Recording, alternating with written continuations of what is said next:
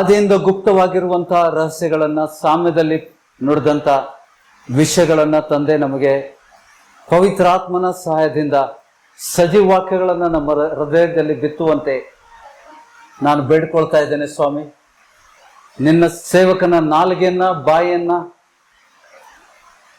ಧ್ವನಿಯನ್ನ, ಕಂಠವನ್ನು ತಂದೆ ನೀನು ಉಪಯೋಗಿಸಿ ಇಲ್ಲಿ ಸೇರಿದಂಥ ಸಭೆ ಜನರಿಗೆ ನೀನು ಮಾತನಾಡು. ರಹಸ್ಯಗಳನ್ನು ಪ್ರಕಟಿಸುವಂತಹ ದೇವರೇ,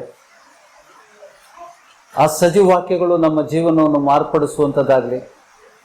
ಈ ಬೆಳಗಿನ ಜಾವದಲ್ಲಿ ತಂದೆ ನಾವು ಸಭೆಯಾಗಿ ಕೂಡಿ ಬಂದಿದ್ದಕ್ಕೆ ನಿನ್ನ ಸಹಾಯ ತಂದೆ, ನಿನ್ನ ರಕ್ಷಣೆ ಹಸ್ತ ನಮ್ಮನ್ನು ಸುರಕ್ಷಿತವಾಗಿ ಸ್ಥಳಕ್ಕೆ ಮುಟ್ಟಿಸಿದೆ. ನಿನಗೆ ಧನ್ಯವಾದಗಳನ್ನು ಸಲ್ಲಿಸ್ತಾ ಇದ್ದೇವೆ. ಶ್ರೇಷ್ಠ ವಚನಗಳಿಂದ ನಮ್ಮನ್ನು ತೃಪ್ತಪಡಿಸುವಂತೆ ಪವಿತ್ರಾತ್ಮನ ಮೂಲಕ ಸಹಾಯ ಮಾಡುತ್ತಂದೆ. ನಾವು ವಚನಗಳನ್ನು ಗ್ರಹಿಸುವಂತೆ ನಿನ್ನ ಪ್ರಸನ್ನತೆ ನಮ್ಮನ್ನು ಕೊನೆವರೆಗೂ ಕಾಯುವಂಥದ್ದಾಗಿರಲಿ ಸ್ವಾಮಿ. ನಿನ್ನ ಚಿತ್ತ, ನಿನ್ನ ಸಂಕಲ್ಪ ನೆರವೇರಲಿ. ಸೈತಾನನು ದೇವರ ವಾಕ್ಯಗಳನ್ನು ಕದಿಯದಂತೆ, ವಚನಗಳನ್ನು ಗ್ರಹಿಸಲಿಕ್ಕೆ ಅಡೆತಡೆ ಮಾಡದಂತೆ ನಮ್ಮೆಲ್ಲರಿಗೂ ಸಹಾಯ ಮಾಡುತ್ತದೆ. ಈ ಚಿಕ್ಕ ಪ್ರಾರ್ಥನೆಗೆ ಸದುತ್ತರವನ್ನು ನೀಡಿದ್ದಕ್ಕಾಗಿ ಸ್ತೋತ್ರ. ನಜರೇತಿನ ಅತಿ ಸಾಮರ್ಥ್ಯವುಳ್ಳ ಪವಿತ್ರವಾದ ಯೇಸು ಕ್ರಿಸ್ತನ ನಾಮದಲ್ಲಿ ಈ ಪ್ರಾರ್ಥನೆಗೆ ಉತ್ತರವನ್ನು ಬೇಡಿ ಬಂದಿದ್ದೇವೆ ಸ್ವಾಮಿ. ಆಮೇನ್. Thank you. ವಚನಕ್ಕೆ ಹೋಗುವ ಪ್ರಿಯರೇ, ಪ್ರಾರ್ಥನೆ ಮಾಡಿದಂಥ ವಚನಗಳು ನಾವು ಲಕ್ಷಿಸುವ ಪ್ರಿಯರೇ. 2ನೇ ಅಧ್ಯಾಯ, 1 ಕೊರಿಂಥಿಯನ್, 1 ಕೊರಿಂಥಿಯನ್ಸ್ 2nd ಚಾಪ್ಟರ್.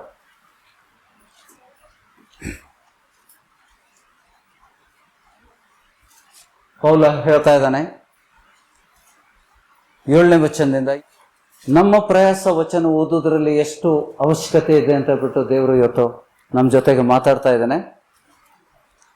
ನಮ್ಮ ಮಧ್ಯದಲ್ಲಿ ಮಂಜುಳಾ ಜಾಧವ್ ಅಂತ ಹೇಳ್ಬಿಟ್ಟು ಹೋದ ವಾರ ದೀಕ್ಷಾಸ್ಥಾನ ಹೊಂದಿದಂಥ ಸಹೋದರಿ ಬಂದಿದ್ದಾರೆ, ಅವ್ರ ಮಗಳು ಬಂದಿದ್ದಾರೆ. ದೂರದ ಪ್ರಯಾಣ, ಚಿಕ್ಕೋಡಿ ಅಲ್ಲ ಸಿಸ್ಟರ್, ಚಿಕ್ಕೋಡಿಯಿಂದ ಬಂದಿದ್ದಾರೆ. ಅವ್ರಿಗೋಸ್ಕರ ನಾವು ಸಭೆಯಾಗಿ ಇವತ್ತು ಪ್ರಾರ್ಥಿಸುವ. ಕೆಲವೊಂದು ತಿಂಗಳುಗಳ ಹಿಂದೆ ಹತ್ತರಿಗೆಯಿಂದ ಬಂದಂತ ಪೇತ್ರ ಬ್ಲಡ್ ಕ್ಯಾನ್ಸರ್ ಇಂದ ಬಂದು ನಮ್ಮ ಮಧ್ಯದಲ್ಲಿ ಅವರಿಗೆ ಪ್ರಾರ್ಥಿಸಿದಾಗ ದೇವರು ತಕ್ಷಣ ಬಿಡುಗಡೆ ಕೊಟ್ಟಿದ್ದನ್ನ ನಾವು ನೋಡಿದ್ದೇವೆ. ಅದೇ ರೀತಿಯಲ್ಲಿ ದೇವರು ಇವತ್ತು ಆ ಸಹೋದರಿಗೆ ಸಂಪೂರ್ಣ ಬಿಡುಗಡೆ. ಅವ್ರಿಗೆ 3 ಮಕ್ಕಳಿದ್ದಾರೆ. ನನ್ನ ಮಕ್ಕಳ ಸಲುವಾಗಿ ಜೀವಿಸ್ಬೇಕು ಅಂತ ಅವರು, ನಾನು ಕೂಡ ನನ್ನ ಮಗನಿಗೋಸ್ಕರ ಜೀವಿಸ್ಬೇಕು ಅಂತ ಬಿಟ್ಟು ಬಂದಿದ್ದೆ. ಈಗ ನಾನು ಕರ್ತನಿಗೋಸ್ಕರ ಜೀವಿಸ್ತಾ ಇದ್ದೇನೆ. ಆಮೇಲೆ ನನ್ನ ಮಗನಿಗೆ ದೇವರು ನಿಮ್ ತರನೇ ಜೀವದಾನ ಕೊಟ್ಟ, ನಿಮ್ಗೂ ಕೂಡ ಇವತ್ತು ಅದನ್ನ ಕೊಡ್ತಾನೆ. ಬಲವಾಗಿ ನಂಬ್ರಿ. ಕರ್ತನ ಪ್ರಸನ್ನತೆ ಇದೆ, ಬಲವಾದ ಪ್ರಸನ್ನತೆ. ಸ್ವಾಮಿ ಇಲ್ಲಿ ಮಧ್ಯದಲ್ಲಿ ಇದ್ದಾನೆ, ನಮ್ಮ ಮಧ್ಯದಲ್ಲಿ ದೇವರು ಕಾರ್ಯ ಮಾಡ್ತಾನೆ. ಆಮೇಲೆ ವಚನ ನೋಡ್ಕೊಳ್ಳೋ ಪ್ರಿಯರೇ, 7ನೇ ವಚನದಿಂದ ನಾವು ಓದುವ. ಇದುವರೆಗೆ ಗುಪ್ತವಾಗಿದ್ದ ಸತ್ಯಾರ್ಥವನ್ನು ತಿಳಿಸುವುದರಲ್ಲಿ ದೇವರ ಜ್ಞಾನವನ್ನು ಹೇಳುತ್ತೇನೆ. ಪೌಲ ನುಡಿತಾ ಇದ್ದಾನೆ, ಇದುವರೆಗೆ ಗುಪ್ತವಾಗಿದ್ದಂತ ಸತ್ಯಾರ್ಥವನ್ನು ನಿಮಗೆ ತಿಳಿಸ್ತೇನೆ. ಅದೇನಂದ್ರೆ, ಅದು ಯಾವುದೆಂದರೆ ದೇವರು ನಮ್ಮ ಮಹಿಮೆಗೋಸ್ಕರ. ಯಾರಿಗೋಸ್ಕರ? ಎಲ್ಲರೂ ನುಡಿತೀರಾ? ಯಾವುದೆಂದರೆ ದೇವರು ನಮ್ಮ ಮಹಿಮೆಗಾಗಿ ಲೋಕೋತ್ಪತ್ತಿಕ್ಕಿಂತ, ಅಂದ್ರೆ ಭೂಮಿ ಬ್ರಹ್ಮಾಂಡವನ್ನು ಸೃಷ್ಟಿ ಮಾಡೋಕ್ಕಿಂತ ಮುಂಚೆ ಮೊದಲೇ ನೇಮಿಸಿ ಇದುವರೆಗೆ ಮರೆ ಮಾಡಿದ ಜ್ಞಾನವೇ. ಈ ಜ್ಞಾನ ಇಹಲೋಕಾಧಿಕಾರಿಗಳಲ್ಲಿ ಯಾರೂ ಅರಿಯಲಿಲ್ಲ. ಅರಿತಿದ್ದರೆ ಅವರು ಮಹಿಮೆಯುಳ್ಳ ಯೇಸು ಕ್ರಿಸ್ತನನ್ನು ಶಿಲುಬೆಗೆ ಹಾಕುತ್ತಿರಲಿಲ್ಲ. ಆದರೆ ಧರ್ಮಶಾಸ್ತ್ರದಲ್ಲಿ ಬರೆದಿರುವ ಪ್ರಕಾರ ದೇವರು ತನ್ನನ್ನು ಪ್ರೀತಿಸುವವರಿಗಾಗಿ ಸಿದ್ಧ ಮಾಡುವುದಂಥದ್ದೆಲ್ಲವನ್ನು ಕಣ್ಣು ಕಾಣಲಿಲ್ಲ, ಕಿವಿ ಕೇಳಲಿಲ್ಲ, ಅದರ ಭಾವನೆಯು ಮನುಷ್ಯನ ಹೃದಯದಲ್ಲಿ ಹುಟ್ಟಲಿಲ್ಲ. ನಮಗಾದರೂ ದೇವರು ತನ್ನ ಆತ್ಮನ ಮೂಲಕ ಅದನ್ನು ಪ್ರಕಟಿಸಿದನು. ಆಮೇನ್. ದೇವರ ಆತ್ಮನು ನಮಗೆ ಈ ಭೂಲೋಕದಲ್ಲಿರುವಂತ ಜನರಿಗೆ ಮನುಷ್ಯರ ಯಾವ ಕಣ್ಣು ಕಾಣದೇ ಇರುವಂಥದ್ದು, ಯಾವ ಕಿವಿ ಕೇಳದೇ ಇದ್ದಂಥ, ಯಾವ ಹೃದಯವೂ ಗ್ರಹಿಸದಿದ್ದಂಥ ಅಂಥ ಜ್ಞಾನ, ಯಾರಿಗೂ ಗೊತ್ತಿಲ್ಲ ಆ ಜ್ಞಾನ ಏನಂತ, ರಹಸ್ಯಗಳನ್ನ, ಅದನ್ನ ದೇವರು ತನ್ನನ್ನು ಪ್ರೀತಿಸೋರಿಗೋಸ್ಕರ ಬಚ್ಚಿಟ್ಟಿದ್ದಾನೆ. ಯಾರು ಪ್ರೀತಿಸ್ತಾರೆ, ಯಾರು ದೇವರನ್ನ ಪ್ರೀತಿಸ್ತಾರೆ, ಆತನ ಆಜ್ಞೆಗಳನ್ನ ಕೈಕೊಂಡು ನಡೀತಾರೆ, ಅವ್ರಿಗೋಸ್ಕರ ಇಟ್ಟಿದ್ದಾನೆ. ಆ ಜ್ಞಾನ ಯಾರಿಗೂ ಇಲ್ಲ. ಆ ವ್ಯಕ್ತಿ ಎಷ್ಟೋ ಓದಿರ್ಬೋದು, ಎಷ್ಟೇ ವಿದ್ಯಾವಂತ ಇರ್ಬೋದು, ಎಷ್ಟೋ ಡಿಗ್ರಿಗಳನ್ನು ಪಡೆದಿರ್ಬೋದು, ಆದರೂ ಕೂಡ ದೇವರು ಅವರಿಗೆ ಪ್ರಕಟ ಮಾಡದೆ ತನ್ನನ್ನು ಪ್ರೀತಿಸೋರಿಗೋಸ್ಕರ ಪ್ರಕಟ ಮಾಡ್ತಾನೆ. ಆಮೇಲೆ ನಮ್ಮ ವಿದ್ಯಾಭ್ಯಾಸ, ನಮ್ಮ ಐಶ್ವರ್ಯ ಇದನ್ನ ನೋಡುವುದೇ ಇಲ್ಲ. ನಮ್ಮ ಬಲಹೀನತೆಯಲ್ಲಿ ದೇವರು ಕಾರ್ಯ ಮಾಡ್ತಾನೆ.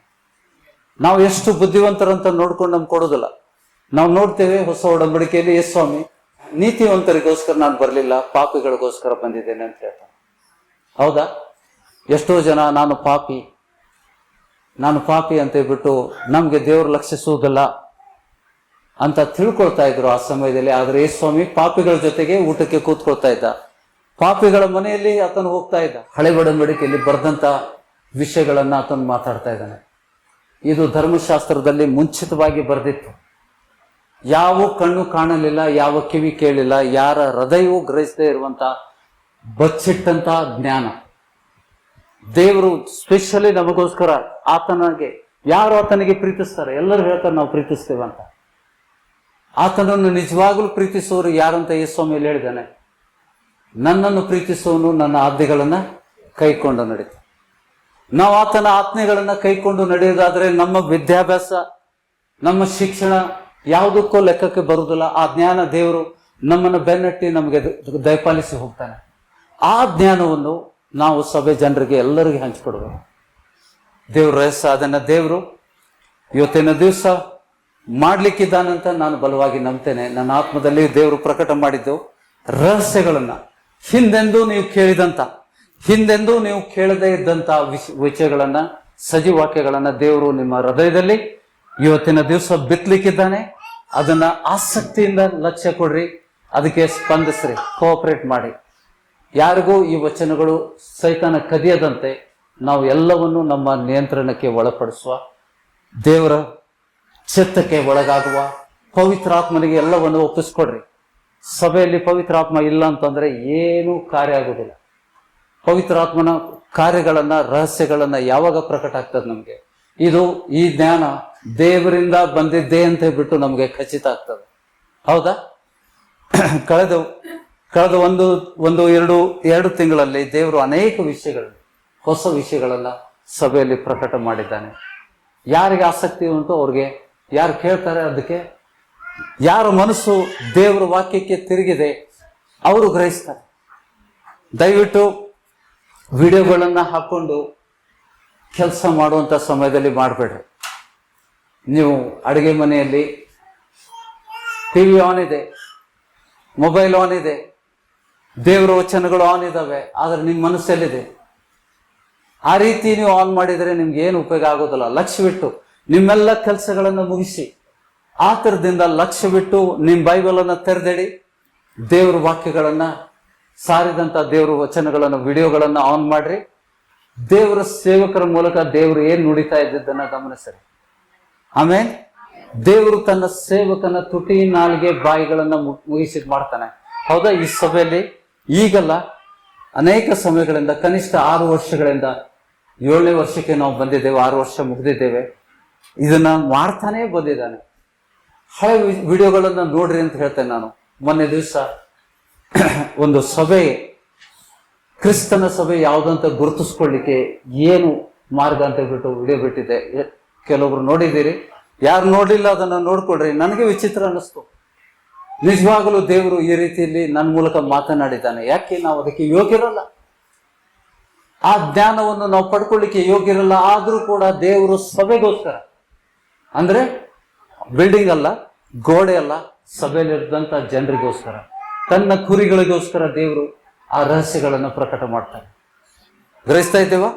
ನಾವೆಲ್ಲರೂ ಮನಪೂರ್ವಕವಾಗಿ ಆಸಕ್ತಿಯಿಂದ ಇವತ್ತು ದೇವರು ಏನು ಪ್ರಕಟ ಮಾಡ್ತಾನೆ ಅಂತ ಆಸಕ್ತಿ ಉಳ್ಳವರಾಗಿ ನಿರೀಕ್ಷೆಯಲ್ಲಿರುವ ಪ್ರಿಯರೇ. ಆಮೇಲೆ ನೋಡಿ, ನಾವೆಲ್ಲರೂ ಹೆಚ್ಚು ಕಡಿಮೆ ಈಗ 5-6 ವರ್ಷದಿಂದ ಬಂದವರು ಹೆಚ್ಚು ಕಡಿಮೆ ಬೈಬಲ್ ಅನ್ನ ಓದಿ ಮುಗಿಸಿದ್ದೇವೆ, ಹೌದಾ? ಆದ್ರೆ ಎಲ್ಲ ರಹಸ್ಯಗಳು ನಮಗೆ ಪ್ರಕಟ ಆಗಿರುವುದಿಲ್ಲ. ಎಷ್ಟೋ ವಿಷಯಗಳನ್ನ ಓದಿರ್ತೇವೆ, ಅದರ ಗೂಢಾರ್ಥಗಳು ನಮಗೆ ಪ್ರಕಟ ಆಗಿರುವುದಿಲ್ಲ. ಲಕ್ಷ ಇಟ್ಟು ಓದ್ತೀರಾ, ಕೇಳ್ತೀರಾ? Are you attentive? ಸಾವಧಾನ್, ವಚನಕ್ಕೆ ಸಾವಧಾನ ಆಗಿದ್ದೀರಾ? ಲಕ್ಷ್ಯವಿಟ್ಟು ಯಾವುದಕ್ಕೂ ಗಲಿಬಿಲಿಗೆ ಅವಕಾಶ ಕೊಡಬೇಡ್ರಿ, ಲಕ್ಷ್ಯವಿಟ್ಟು ಕೇಳ್ರಿ. ಅಪೋಸ್ತಲರು, ಎಷ್ಟು ಜನ ಅಪೋಸ್ತಲರನ್ನ ಯೇಸು ಸ್ವಾಮಿ ಆರಿಸ್ಕೊಂಡ? 12. ಎಲ್ಲರಿಗೂ ಗೊತ್ತುಂಟು, ನಾಕಿ ಪ್ರಶ್ನೆ ಕೇಳುವುದಿಲ್ಲ, ಮಕ್ಕಳಿಗೂ ಗೊತ್ತುಂಟು. 12 ಜನ ಅಪೋಸ್ತಲರಿಗೆ ದೇವರು ಆರಿಸ್ಕೊಂಡ, ಮೊದಲನೇ ಶಿಷ್ಯರಾಗಿ ಆರಿಸ್ಕೊಂಡ, ಅವ್ರಿಗೆ ಅಪೋಸ್ತಲರಂತ ಆತನು ಹೆಸರು ಕೊಟ್ಟ. ಅದರಲ್ಲಿ ಒಬ್ಬ ಯೇಸು ಸ್ವಾಮಿಯನ್ನ ಸಿಲುಬೆ ಮರಣಕ್ಕೆ ಒಪ್ಪಿಸಿಕೊಟ್ಟ, ಹಣದಾಸೆಗೋಸ್ಕರ. ಇದು ಕೀರ್ತನೆಗಳಲ್ಲಿ ಎಷ್ಟೋ ಸುಮಾರು 900 ವರ್ಷಗಳ ಹಿಂದೆ, ಯೇಸು ಸ್ವಾಮಿ ಸಿಲುಬೆಗೆ ಹೋಗೋಕ್ಕಿಂತ ಸುಮಾರು 900 ವರ್ಷಗಳ ಹಿಂದೆ ದಾವಿದನ ಮೂಲಕ ಕೀರ್ತನೆಗಳಲ್ಲಿ ಬರೆದಿರುವುದನ್ನ ನಾವು ನೋಡ್ತೇವೆ, ಹೌದಾ? ಆ ವಚನಗಳನ್ನ ನೋಡ್ಕೊಳ್ಳುವ ಪ್ರಿಯರೇ. ಅಪೋಸ್ತಲರ ಕೃತ್ಯಗಳು 15ನೇ ವಚನದಿಂದ ನಾವು ಓದ್ಕೊಳ್ಳೋಣ. ಈಗ ಈ ಪರಿಸ್ಥಿತಿ ಸನ್ನಿವೇಶ ಏನಂತಂದ್ರೆ, ಯೇಸು के 12 शिष्यों में से एक ಇಸ್ಕರಿಯೋತ್ ಮರ ಚುಕಾ है. ಆತನು ಆತ್ಮಹತ್ಯೆ ಮಾಡಿಕೊಂಡಿದ್ದಾನೆ. ವಚನಗಳನ್ನು ನೋಡುವ. ಪೇತ್ರ ನುಡಿತಾ ಇದ್ದಾನೆ. ಓಕೆ, ಆ ದಿವಸಗಳಲ್ಲಿ ಸುಮಾರು 120 ಮಂದಿ ಪವಿತ್ರಾತ್ಮನು ಭೂಲೋಕಕ್ಕೆ ಮೊದಲನೇ ಬಾರಿ ಇಳಿದು ಬಂದಾಗ ಸ್ವಾಮಿ ಹೇಳಿದಂತೆ ಪವಿತ್ರಾತ್ಮನು ಸ್ವಲ್ಪ ದಿವಸದಲ್ಲಿ ನೀವು ಪವಿತ್ರಾತ್ಮನನ್ನ ಹೊಂದ್ಕೊಳ್ತೀರಿ ಅಂತ ತನ್ನ 11 ಮಂದಿ ಶಿಷ್ಯರಿಗೆ ಹೇಳಿ ಪರಲೋಕಕ್ಕೆ ಏರಿ ಹೋಗಿದ್ದ. 15ನೇ ವಚನದಲ್ಲಿ ನಾವು ನೋಡ್ತೇವೆ, ಆ ದಿವಸಗಳಲ್ಲಿ ಸುಮಾರು 120 ಮಂದಿ ಸಹೋದರರು ಕೂಡಿ ಬಂದಿರಲಾಗಿ ಪೇತ್ರನು ಅವರ ಮಧ್ಯದಲ್ಲಿ ಎದ್ದು ನಿಂತು ಹೀಗಂದನು, ಸಹೋದರರೇ, ಯೇಸುವನ್ನು ಹಿಡಿದುಕೊಂಡವರಿಗೆ ದಾರಿ ತೋರಿಸಿದ ಯಾಜಕರು ತನಗೆ ಸಿಲುಬೆಗೆ ಒಪ್ಪಿಸಿದರು. ಯಾಜಕರು ಮತ್ತು ಯಾಜಕರ ಬಾಡಿಗಾರ್ಡ್ಸ್, ಆತನ ಸೇವಕರು, ಅವರಿಗೆ ಇಸ್ಕರಿಯೂದ ಹಿಡಿದುಕೊಟ್ಟ, ಹೌದಾ? ಯೇಸುವನ್ನು ಹಿಡಿದುಕೊಂಡವರಿಗೆ ದಾರಿ ತೋರಿಸಿದ ಯೂದನ ವಿಷಯವಾಗಿ ಪವಿತ್ರಾತ್ಮನು ದಾವಿದನ ಬಾಯಿಂದ ಮೊದಲೇ, ಯಾರ ಬಾಯಿಂದ? ದಾವಿದ ಎಷ್ಟು ವರ್ಷಗಳ ಹಿಂದೆ ಇದ್ದ? ಸುಮಾರು 900 ವರ್ಷಗಳ ಹಿಂದೆ ಇದ್ದ. ಯೇಸು ಸ್ವಾಮಿ ಬರೋಕ್ಕಿಂತ ಮುಂಚೆ, ಕೇಳ್ತಾ ಇದ್ದೀರಾ? ಯೇಸು ಸ್ವಾಮಿ ಭೂಲೋಕಕ್ಕೆ ಮನುಷ್ಯನಾಗಿ ಬರೋಕ್ಕಿಂತ 900 ವರ್ಷಗಳ ಹಿಂದೆ ದಾವಿದ ಇದ್ದ. ದಾವಿದನ ಮೂಲಕ ಕೀರ್ತನೆಯಲ್ಲಿ ದೇವರು ನುಡಿದಿದ್ದೇನು? ಯೂದನ ವಿಷಯವಾಗಿ ಪವಿತ್ರಾತ್ಮನು ಯಾರ ಬಾಯಿಂದ ನುಡಿದ? ದಾವಿದನ ಬಾಯಿಂದ ಮೊದಲೇ ಹೇಳಿಸಿದ ಶಾಸ್ತ್ರವಚನವು ನೆರವೇರುವುದು ಅವಶ್ಯವಾಗಿತ್ತು. ಯೂದನು ನಮ್ಮ ಲೆಕ್ಕದಲ್ಲಿ 12 ಅಪೊಸ್ತಲರ ಲೆಕ್ಕದಲ್ಲಿ ಸೇರಿ ಈ ಸೇವೆಯಲ್ಲಿ ಪಾಲು ಹೊಂದಿದವನಾಗಿದ್ದನು. ಸ್ವಾಮಿ ಜೊತೆಗೆ 3.5 ವರ್ಷ ಆತನು ಎಲ್ಲರೂ ಸಮಯ ಕಳೆದಿದ್ರು. ಈ ಮನುಷ್ಯನು ತನ್ನ ದ್ರೋಹದಿಂದ ಸಂಪಾದಿಸಿದ ಹಣಕ್ಕೆ ಒಂದು ಹೊಲವನ್ನು 30 ಬೆಳ್ಳಿ ನಾಣ್ಯಕ್ಕೆ ಆತನು ಏನು ಕೊಂಡ್ಕೊಂಡ? 30 ಬೆಳ್ಳಿ ನಾಣ್ಯಕ್ಕೆ ಆತನು ಒಂದು ಹೊಲವನ್ನು ಕೊಂಡುಕೊಂಡನು ಮತ್ತು ತಲೆ ಕೆಳಗಾಗಿ ಬಿದ್ದು ಅವನ ಹೊಟ್ಟೆ ಒಡೆದು ಕರಳುಗಳೆಲ್ಲ ಹೊರಗೆ ಸುರಿದವು. ಸುಸೈಡ್ ನೇಣು ಹಾಕೊಂಡು ಆತನ ಹೊಟ್ಟೆ ಕರಳು ಒಡೆದು ಆತನ ಕರಳೆಲ್ಲ ಒಡೆದು ಹೋಯ್ತು. ಇಸ್ಕರಿಯೋದನ ಬಗ್ಗೆ ಮಾತಾಡ್ತಾ ಇದ್ದಾನೆ. ಇದು ಯೆರೂಸಲೇಮ್ ಪಟ್ಟಣದ ನಿವಾಸಿಗಳಿಗೆಲ್ಲ ತಿಳಿದು ಬಂದಿದ್ದರಿಂದ ಆ ಹೊಲಕ್ಕೆ ಆ ಇಬ್ರಿಯ ಭಾಷೆಯಲ್ಲಿ ಅಕೆಲ್ದೆಮ ಅಂದರೆ ಜೀವಹತ್ಯದ ಹೊಲ ಎಂಬ ಹೆಸರು ಬಂತು.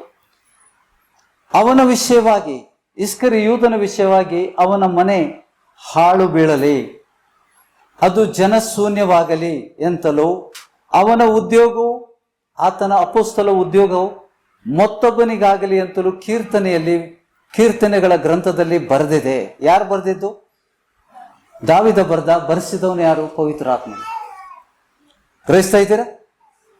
ಆದ್ದರಿಂದ ಕರ್ತನಾದ ಯೇಸು ನಮ್ಮಲ್ಲಿ ಬರುತ್ತಾ ಹೋಗುತ್ತಾ ಇದ್ದ ಕಾಲವೆಲ್ಲ, ಅಪೊಸ್ತಲರ ಮಧ್ಯದಲ್ಲಿ ಹೋಗುತ್ತಾ ಬರುತ್ತಾ ಇದ್ದ ಕಾಲವೆಲ್ಲ, ಅಂದರೆ ಯೋಹಾನನ ದೀಕ್ಷಾ ಸ್ನಾನ ಮಾಡಿಸಿದ್ದು ಮೊದಲುಗೊಂಡು ಯೇಸು ನಮ್ಮ ಬಳಿಯಿಂದ ಮೇಲಣ ಲೋಕವನ್ನೇರಿದ ದಿನದವರೆಗೂ ನಮ್ಮ ಜೊತೆಯಲ್ಲಿದ್ದವರೊಳಗೆ ಒಬ್ಬನು ನಮ್ಮೊಂದಿಗೆ ಆತನ ಪುನರುತ್ಥಾನದ ವಿಷಯದಲ್ಲಿ ಸಾಕ್ಷಿ ಹೇಳುವನಾಗಬೇಕೆಂದನು. ಶಾಸ್ತ್ರದಲ್ಲಿ ಬರೆದಿದ್ದು ಪೇತ್ರನಿಗೆ ಪ್ರಕಟ ಆಗಿತ್ತು. ದಾವಿದನ ಮೂಲಕ ಕೀರ್ತನೆಗಳಲ್ಲಿ ಬರೆದಿದ್ದು ಪೇತ್ರನಿಗೆ ಪ್ರಕಟ ಆಗಿದ್ದನ್ನ ಪೇತ್ರ ನುಡಿತಾ ಇದ್ದಾನೆ. ಈಗ ಆ ಸ್ಥಳಕ್ಕೆ ಇನ್ನೊಬ್ಬನನ್ನ ನಾವು ನೇಮಿಸಲೇಬೇಕು. 12 ಅಪೊಸ್ತಲರಲ್ಲಿ ಒಬ್ಬನು ತನ್ನ ಪ್ರಾಣವನ್ನು ಆತ್ಮಹತ್ಯೆ ಮೂಲಕ ಕಳ್ಕೊಂಡಿದ್ದ. ಆ ವ್ಯಕ್ತಿಯ ಸ್ಥಳದಲ್ಲಿ ಇನ್ನೊಬ್ಬನನ್ನ ನೇಮಿಸ್ಬೇಕಂತ ಹೇಳ್ಬಿಟ್ಟು ಅವರು ಚೀಟು ಹಾಕಿ ಪ್ರಾರ್ಥನೆಯೊಂದಿಗೆ ಒಬ್ಬ ವ್ಯಕ್ತಿಯನ್ನ ಆರಿಸ್ತಾರೆ. 24 ಮತ್ತು 25 ವಚನಗಳನ್ನು ಮತ್ತಿಯನನ್ನು ನಿಲ್ಲಿಸಿ ಪ್ರಾರ್ಥನೆ ಮಾಡುತ್ತಾ, ಕರ್ತನೇ, ಎಲ್ಲರ ಹೃದಯವನ್ನು ಬಲ್ಲಾತನೇ, ಯೂದನು ಅಪೊಸ್ತಲತನವೆಂಬ ಈ ಸೇವಾ ಸ್ಥಾನದಿಂದ ಭ್ರಷ್ಟನಾಗಿ ತನ್ನ ತಕ್ಕ ಸ್ಥಳಕ್ಕೆ ಹೋಗಿರುವುದರಿಂದ ಆ ಸ್ಥಾನವನ್ನು ಹೊಂದುವುದಕ್ಕೆ ಈ ಇಬ್ಬರಲ್ಲಿ, ಮತ್ತಿಯ ಮತ್ತು ಯೋಸೆಫ್ ಎಂಬ ಇಬ್ಬರಲ್ಲಿ ಅವರು ಒಬ್ಬರನ್ನ ಆರಿಸ್ಕೊಳ್ತಾರೆ. ದೇವ್ರ ಹತ್ರ ಪ್ರಾರ್ಥಿಸ್ತಾರೆ, ನೀನ್ ತಿಳಿಪಡಿಸು ಇವ್ರನ್ನ, ಆಮೇಲೆ ತೋರಿಸ್ಕೊಡು ಎಂದು ಹೇಳಿದರು. ಆಮೇಲೆ ಅವರಿಗೋಸ್ಕರ ಚೀಟು ಹಾಕಿದರು. ಚೀಟು ಮತ್ತಿಯನಿಗೆ ಬಂದಿದ್ದರಿಂದ ಅವನು 11 ಮಂದಿ ಅಪೊಸ್ತಲರ ಸಂಗಡ ಸೇರಿ 12ನೇವನು ಅಂತ ಎಣಿಸಲ್ಪಟ್ಟ. ಆಮೇಲೆ 12ನೇ ಅಪೊಸ್ತಲನಾದವನು ಇಸ್ಕರಿ ಬದಲಾಗಿ ಮತ್ತಿಯನ ಹೆಸರಲ್ಲಿ ಚೀಟು ಬಂತು. ಹೌದಾ?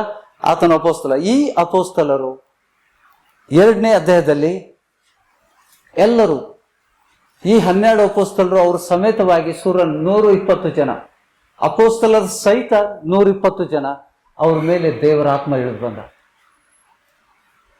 ದೇವರ ಆತ್ಮನು ಮೊದಲನೇ ಬಾರಿ ಭೂಲೋಕಕ್ಕೆ ಇಳಿದು ಬಂದದ್ದು ಇದನ್ನ ನಾವು ನೋಡ್ತೇವೆ. ಹೌದಾ? ಅಲ್ಲಿವರೆಗೆ ಪವಿತ್ರ ಆತ್ಮ ಯಾರೂ ಹೊಂದಿರಲಿಲ್ಲ. ಯಾವ ಅಪೊಸ್ತಲರು ಪವಿತ್ರ ಆತ್ಮ ಹೊಂದಿರಲಿಲ್ಲ. ಫಸ್ಟು ಆ ವ್ಯಕ್ತಿ ಆತ್ಮಹತ್ಯೆ ಮಾಡಿಕೊಂಡ ಯೇಸುವಿನ ಶಿಷ್ಯನನ್ನ ಬದಲಾಗಿ ಇನ್ನೊಬ್ಬನನ್ನ ಆರಿಸಿಕೊಂಡ ಮೇಲೆ ಪವಿತ್ರಾತ್ಮ ಬಂದಿದ್ದು. ಗ್ರಹಿಸ್ತಾ ಇದ್ದೆ. 2ನೇ ಅಧ್ಯಾಯದಲ್ಲಿ ನಾವು ನೋಡ್ತೇವೆ ಪವಿತ್ರಾತ್ಮ ವರವು ಬಂದದ್ದು. ಪವಿತ್ರಾತ್ಮ ವರ ಅಲ್ಲ, ಪವಿತ್ರಾತ್ಮನೇ ಬಂದಿದ್ದು. ಆ ದಿವಸ ಸುಮಾರು 120 ಜನರ ಮೇಲೆ ಪವಿತ್ರಾತ್ಮ ಬಂದು ಅವರಲ್ಲಿ ನೆಲೆಗೊಂಡ. ಹೌದಾ? ಅಲ್ಲಿವರೆಗೆ ಯಾವ ಅಪೊಸ್ತಲರಾಗಲಿ ಯೇಸು ಸ್ವಾಮಿ ಹೊರತಾಗಿ ಯಾರಲ್ಲಿಯೂ ಪವಿತ್ರಾತ್ಮ ಇರಲಿಲ್ಲ. ಗ್ರಹಿಸ್ತಾ ಇದ್ದೀರಾ? ಯೇಸು ಸ್ವಾಮಿ ಹೊರತಾಗಿ ಯಾರಲ್ಲಿಯೂ ಪವಿತ್ರಾತ್ಮ ಇರಲಿಲ್ಲ. ಆ ಶತಮಾನ ಅಂದ್ರೆ ಪೆಂಟಿಕೋಸ್ಟ್ ಹಬ್ಬದ ದಿವಸ, ಪಂಚಶತಮ 2ನೇ ಅಧ್ಯಾಯ 1ನೇ ವಚನ. ಪಂಚಶತಮ ದಿನದ ಹಬ್ಬವು ಬಂದಿರಲಾಗಿ, ಯಹೂದ್ಯರ ಹಬ್ಬ ಅದು ಬಂದಿರಲಾಗಿ, ಅವರೆಲ್ಲರೂ ಏಕ ಮನಸ್ಸಿನಿಂದ ಒಂದೇ ಸ್ಥಳದಲ್ಲಿ ಕೂಡಿದರು. ಆಗ ಬಿರುಗಾಳಿಯು ಬೀಸುತ್ತದೋ ಎಂಬಂತೆ ಪಕ್ಕನೆ ಆಕಾಶದೊಳಗಿಂದ ಒಂದು ಶಬ್ದ ಉಂಟಾಗಿ ಅವರು ಕೂತಿದ್ದ ಮನೆಯನ್ನೆಲ್ಲ ತುಂಬಿಕೊಂಡಿತು. ಅದಲ್ಲದೆ ಉರಿಯುತ್ತಿದ್ದ ನಾಲಿಗೆಗಳು ವಿಂಗಡಿಸಿಕೊಳ್ಳುವ ಹಾಗೆ ಅವರಿಗೆ ಕಾಣಿಸಿ, ಅವರಲ್ಲಿ ಒಬ್ಬೊಬ್ಬರ ಮೇಲೆ ಒಂದೊಂದಾಗಿ ಕೂತುಕೊಂಡು ಉರಿಯುವ ನಾಲಿಗೆ ಕಾಣಿಸ್ಕೊಂಡು, ಆಗ ಅವರೆಲ್ಲರೂ ಪವಿತ್ರಾತ್ಮ ಭರಿತರಾಗಿ ಏನಾಗಿದ್ರು? ಹೊರಬಂತ ಪವಿತ್ರಾತ್ಮ ಭರಿತರಾಗಿದ್ರು. ಒಬ್ಬರು ಭರಿತಾಗಿ ಅವರೆಲ್ಲರೂ ಪವಿತ್ರಾತ್ಮ ಭರಿತರಾಗಿ ಆ ಆತ್ಮ ತಮಗೆ ನುಡಿಯುವ ಶಕ್ತಿಯನ್ನು ಕೊಡುವ ಪ್ರಕಾರ ಬೇರೆ ಬೇರೆ ಭಾಷೆಗಳಲ್ಲಿ ಮಾತಾಡುವುದಕ್ಕೆ ಪ್ರಾರಂಭಿಸಿದರು. ಪವಿತ್ರಾತ್ಮನ ವಿಷಯದಲ್ಲಿ ನಾವು ತಿಳ್ಕೋಬೇಕು. 120 ಜನರ ಮೇಲೆ ಮೊದಲನೇ ಬಾರಿ ಪವಿತ್ರಾತ್ಮನು ಇಳಿದು ಬಂದಾಗ ಅವರು ಅನ್ಯ ಭಾಷೆಯಲ್ಲಿ ಮಾತಾಡಿದರು. ಹೌದಾ? ಆಕಾಶದ ಕೆಳಗಿರುವ ಎಲ್ಲಾ ದೇಶದೊಳಗಿಂದ ಬಂದ ಸದ್ಭಕ್ತರಾದ ಯಹೂದ್ಯರ ಹಬ್ಬ ಆಗಿದ್ದರಿಂದ ಜಗತ್ತಿನ ಎಲ್ಲಾ ದೇಶಗಳಲ್ಲಿ ಚದುರು ಹೋದಂತ ಯಹೂದ್ಯರು ತಮ್ಮ ಊರಿಗೆ ಹಬ್ಬಕ್ಕೆ ಬಂದಿದ್ದಾರೆ. ಕೆಲವೊಬ್ರು ಅಲ್ಲೇ ಹುಟ್ಟಿದ್ದಾರೆ, ಹೊರದೇಶದಲ್ಲಿ ಹುಟ್ಟಿದ್ದಾರೆ. ಅವರೆಲ್ಲರೂ ಹಬ್ಬಕ್ಕೆ ಬಂದಿದ್ರು. ಪಂಚಶತಮ ಯಹೂದ್ಯರ ಹಬ್ಬಕ್ಕೆ ಬಂದಿದ್ರು ಊರಿಗೆ. ಹೇಗೆ ನಾವು ಬೇರೆಯಲ್ಲಿ ನಾವು ಬೆಂಗಳೂರಲ್ಲಿ ಬಾಂಬೆಯಲ್ಲಿ ಇದ್ರೂ ಕೂಡ ನಮ್ಮಲ್ಲಿ ಹಬ್ಬಗಳಿದ್ದಾಗ ನಾವು ಹಬ್ಬಕ್ಕೆ ಬರ್ತೇವೆ. ಹೌದಾ? ರಜೆ ಹಾಕೊಂಡು ಬರ್ತೇವಲ್ಲ. ಯಾಕಂದ್ರೆ ನಮ್ಮ ಮನೆ, ನಮ್ಮ ಕುಟುಂಬದ ಜೊತೆಗೆ ಅದನ್ನ ಆಚರಿಸ್ಬೇಕಂತ ಆಸೆ ಎಲ್ಲರದು. ತಂದೆ ತಾಯಿಗಳನ್ನು ನೋಡ್ಲಿಕ್ಕೆ, ಸಹೋದರ ಸಹೋದರಿನ ನೋಡ್ಲಿಕ್ಕೆ ಅದೊಂದು ಸಮಯ, ಉತ್ತಮ ಸಮಯ. ಯಹೂದ್ಯರು ಅದೇ ರೀತಿಯಲ್ಲಿ ಹೊರದೇಶದಲ್ಲಿದ್ದಂಥ ಯಹೂದ್ಯರು ಆ ಸಮಯದಲ್ಲಿ ಆ ಊರಲ್ಲಿ ಬಂದಿದ್ರು. ಎಲ್ಲಿ? ಯೆರೂಸಲೇಮಲ್ಲಿ. ಆಕಾಶದ ಕೆಳಗಿರುವ ಎಲ್ಲಾ ದೇಶದೊಳಗಿಂದ ಬಂದ ಸದ್ಭಕ್ತರಾದ ಯಹೂದ್ಯರು ಯೆರೂಸಲೇಮಲ್ಲಿ ವಾಸವಾಗಿದ್ದರು. ಆ ಸಪ್ಪಳವಾದಾಗ, ಪವಿತ್ರ ಆತ್ಮನು ಬಂದಾಗ ಸಪ್ಪಳಾಯಿತು. ಆ ಸಪ್ಪಳವಾದಾಗ ಜನರು ಗುಂಪು ಗುಂಪಾಗಿ ಕೂಡಿ ಬಂದು ಪ್ರತಿಯೊಬ್ಬರು ತಮ್ಮ ತಮ್ಮ ಭಾಷೆಯಲ್ಲಿ ಇವರು ಮಾತನಾಡುವುದನ್ನು ಕೇಳಿ ಭ್ರಮೆಗೊಂಡರು. ಆಶ್ಚರ್ಯ ಆಯ್ತು ಅವ್ರಿಗೆ, ಶಾಕ್ ಆಯ್ತು ಅವ್ರಿಗೆ. ಯಾಕೆಂದ್ರೆ ಈ 120 ಜನ ಅವ್ರ ಭಾಷೆಯಲ್ಲಿ ಮಾತಾಡ್ತಾ ಇದ್ದಾರೆ.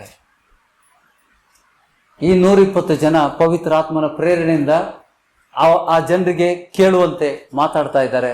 ಅವ್ರ ಭಾಷೆಯಲ್ಲಿ ಮಾತಾಡ್ತಾ ಇದ್ದಾರೆ. ಇವರು ಆ ಭಾಷೆ ಎಂದೂ ಕಲೀಲೇ ಇಲ್ಲ. ಇವ್ರು ಯಾರು ಕಲೀಲೇ ಇಲ್ಲ. ಇವರು ಯಹೂದ್ಯರು, ಗಲಿಲಾಯದವರು. ಅಪೊಸ್ತಲರು ಯಹೂದ್ಯರು, ಆ ಭಾಷೆ ಅವ್ರಿಗೆ ಬರುವುದಿಲ್ಲ. ಸುಮಾರು 14 ದೇಶದ ಜನರಲ್ಲಿ ಸೇರಿದ್ರು. 14 ಬೇರೆ ಬೇರೆ ಪ್ರಾಂತಗಳಿಂದ ಬಂದಂತ ಜನರು ಸೇರಿದ್ರು.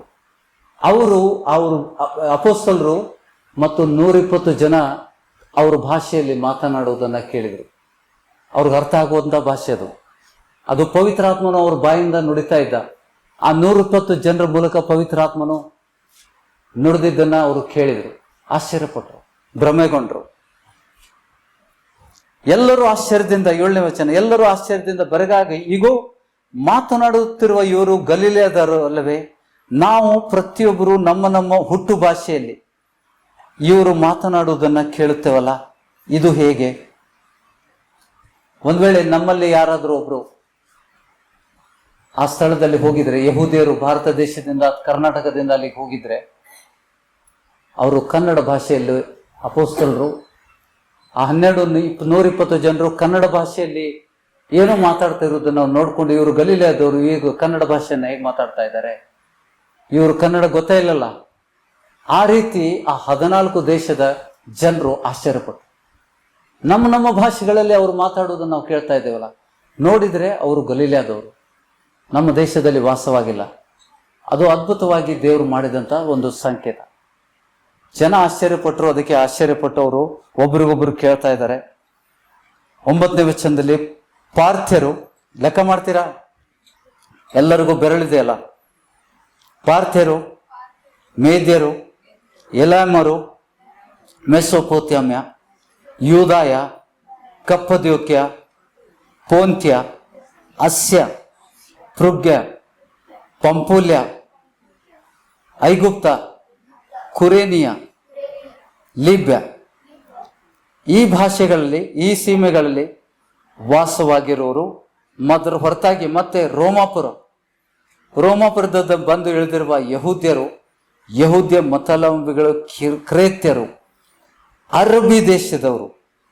ಲೆಕ್ಕ ಸಿಗ್ತಾ? ಕೌಂಟ್ ಮಾಡೋದು ಬಿಟ್ರಿ, ಎಷ್ಟು ಬಂತ್ರಿ?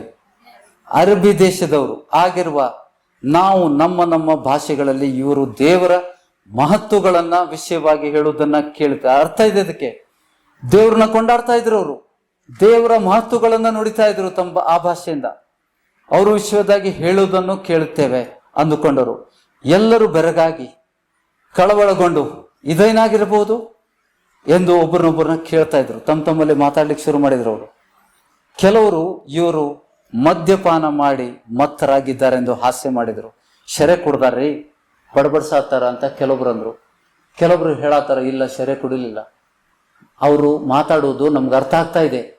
ಅವರು ಗಲಿಲಾಯದವರು, ಆದರೆ ನಮ್ಮ ಭಾಷೆ, ನಾವು ಹುಟ್ಟು ಭಾಷೆ ಇದೆ, ನಾವು ಹುಟ್ಟಿದಂತ ದೇಶದ ಭಾಷೆಯನ್ನ ಇವರು ಅರಬ್ಬಿ ಮಾತಾಡ್ತಾ ಇದ್ದಾರೆ, ರೋಮಾಪುರದ ಭಾಷೆ ಮಾತಾಡ್ತಾ ಇದ್ದಾರೆ, ಕರ್ನಾಟಕದ ಭಾಷೆ, ಕನ್ನಡ ಭಾಷೆ ಮಾತಾಡ್ತಾ ಇದ್ದಾರೆ.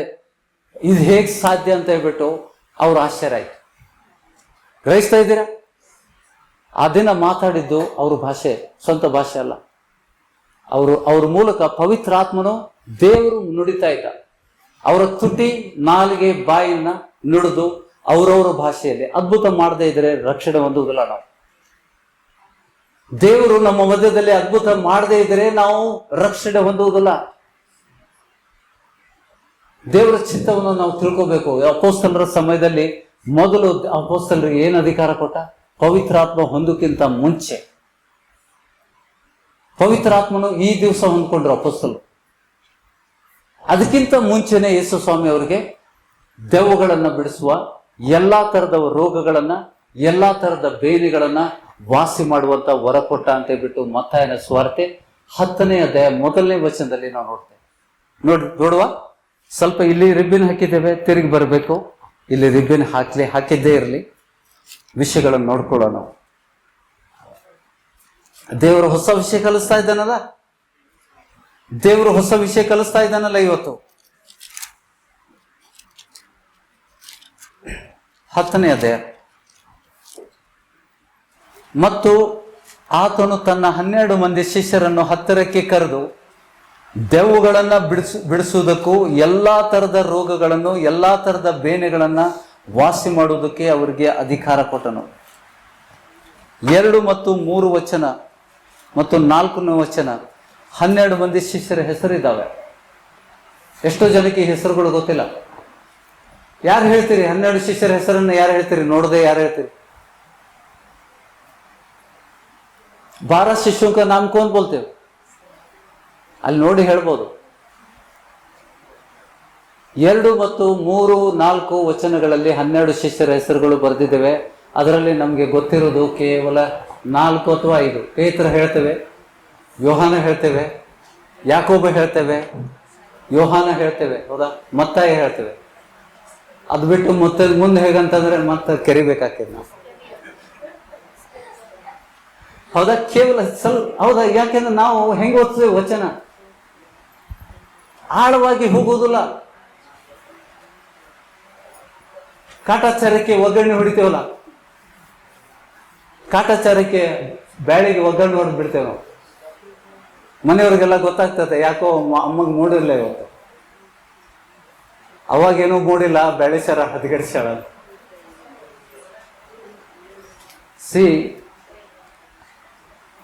ನಾನು ಹೇಳ್ತಾ ಇರೋದು, ನನ್ನ ಜೀವಮಾನ ಇಡೀ ನಿಮ್ಗೆ ಪ್ರತಿ ದಿವಸ ವಚನ ಕೊಟ್ಟರು ಕೂಡ ದೇವರ ವಾಕ್ಯ ಮುಗುದಿಲ್ಲ. ಪರಮೇಶ್ವರ ವಚನ ಈತನ ಎಷ್ಟು ಆಳವಾಗಿದೆ ನೋಡ್ಲಿಕ್ಕೆ. 1400 ಪೇಜು. ಈ ಪುಸ್ತಕ ಬರೀ 1400 ಪೇಜ್ ಇದೆ. ಆದರೂ ಈ ಜ್ಞಾನ ಎಂದಿಗೂ ಮುಗಿದಂತ ಒಬ್ಬ ಸೇವಕ ತನ್ನ ಇಡೀ ಜೀವಮಾನ ನಿಮ್ಗೆ ಕಲಿಸಿದ್ರು ಕೂಡ ನೀವು ನನ್ನ ಗ್ರಹಿಸ್ಲಿಕ್ಕೆ ಆಗುದಿಲ್ಲ. ಅದಕ್ಕೆ ನಾವು ಪ್ರಯಾಸ ಪಡಬೇಕು. ಅಷ್ಟೇ ಅಲ್ಲ, ನಮ್ಮಲ್ಲಿರುವಂಥ ಜನರು, ನಮ್ಮ ಆತ್ಮೀಯರೇ ವಿದ್ಯಾಭ್ಯಾಸ ಇಲ್ಲದವರು ಇರಬೇಕು. ಅವ್ರಿಗೆ ಓದಕ್ಕೆ ಬರುದಿಲ್ಲ. ಆದ್ರೆ ನಮ್ಗೆ ಕಲಿಸಿದಾರಲ್ಲ ನಮ್ಮ ತಂದೆ ತಾಯಿಗಳು. ನಮ್ಮ ತಂದೆ ತಾಯಿಗಳು ಕಲಿದೇ ಇದ್ರು ಕೂಡ ಮಕ್ಕಳು ಕಲಿಬೇಕಂದ ತಮ್ಮ ಹೊಟ್ಟೆ ಹೊಡ್ಕೊಂಡು ನಮ್ಗೆ ಕಲ್ಸ್ಯಾರ. ತಾವು ಒಳ್ಳೊಳ್ಳೆ ಪದಾರ್ಥಗಳನ್ನ ತಿನ್ನದೆ ನಮಗೋಸ್ಕರ, ಮಕ್ಕಳಿಗೋಸ್ಕರ ತ್ಯಾಗ ಮಾಡಿ ನಮ್ ಕಲ್ಸಿದಾರಲ್ಲ. ಎಷ್ಟು ನಾವು ಅವ್ರ ಬಗ್ಗೆ ಎಷ್ಟು ಪ್ರೀತಿಸ್ತೇವೆ ಅವ್ರಿಗೆ. ಎಷ್ಟೋ ಬಾರಿ ನಾವು ತಪ್ಪುತ್ತೇವೆ ಪ್ರಿಯರೇ. ವಚನಗಳನ್ನು ಸರಿಯಾಗಿ ಗ್ರಹಿಸ್ಕೊಳ್ರಿ. ಕಾಟಾಚಾರಕ್ಕೆ ಓದ್ಬೇಡ್ರಿ, ಕಾಟಾಚಾರಕ್ಕೆ ಕೇಳಬೇಡ್ರಿ. ನೀವು ದೇವ್ರ ವಾಕ್ಯ ಕೇಳಬೇಕು ಅಂತ ನೀವು ಆಸೆ ಪಟ್ಟಾಗ ಲಕ್ಷ್ಯ ಬಿಟ್ಟು ನಿಮ್ಮ ಕೈಯಲ್ಲಿ ಈ ಪುಸ್ತಕ ಇರಲಿ. ಈ ಪುಸ್ತಕ ನಿಮ್ಮ ಜೀವನವನ್ನು ಮಾರ್ಪಡಿಸ್ತದೆ. ನಮ್ಮೆಲ್ಲ ಸಮಸ್ಯೆಗಳಿಗೆ ಪರಿಹಾರ ಇದರಲ್ಲಿ ಉಂಟು.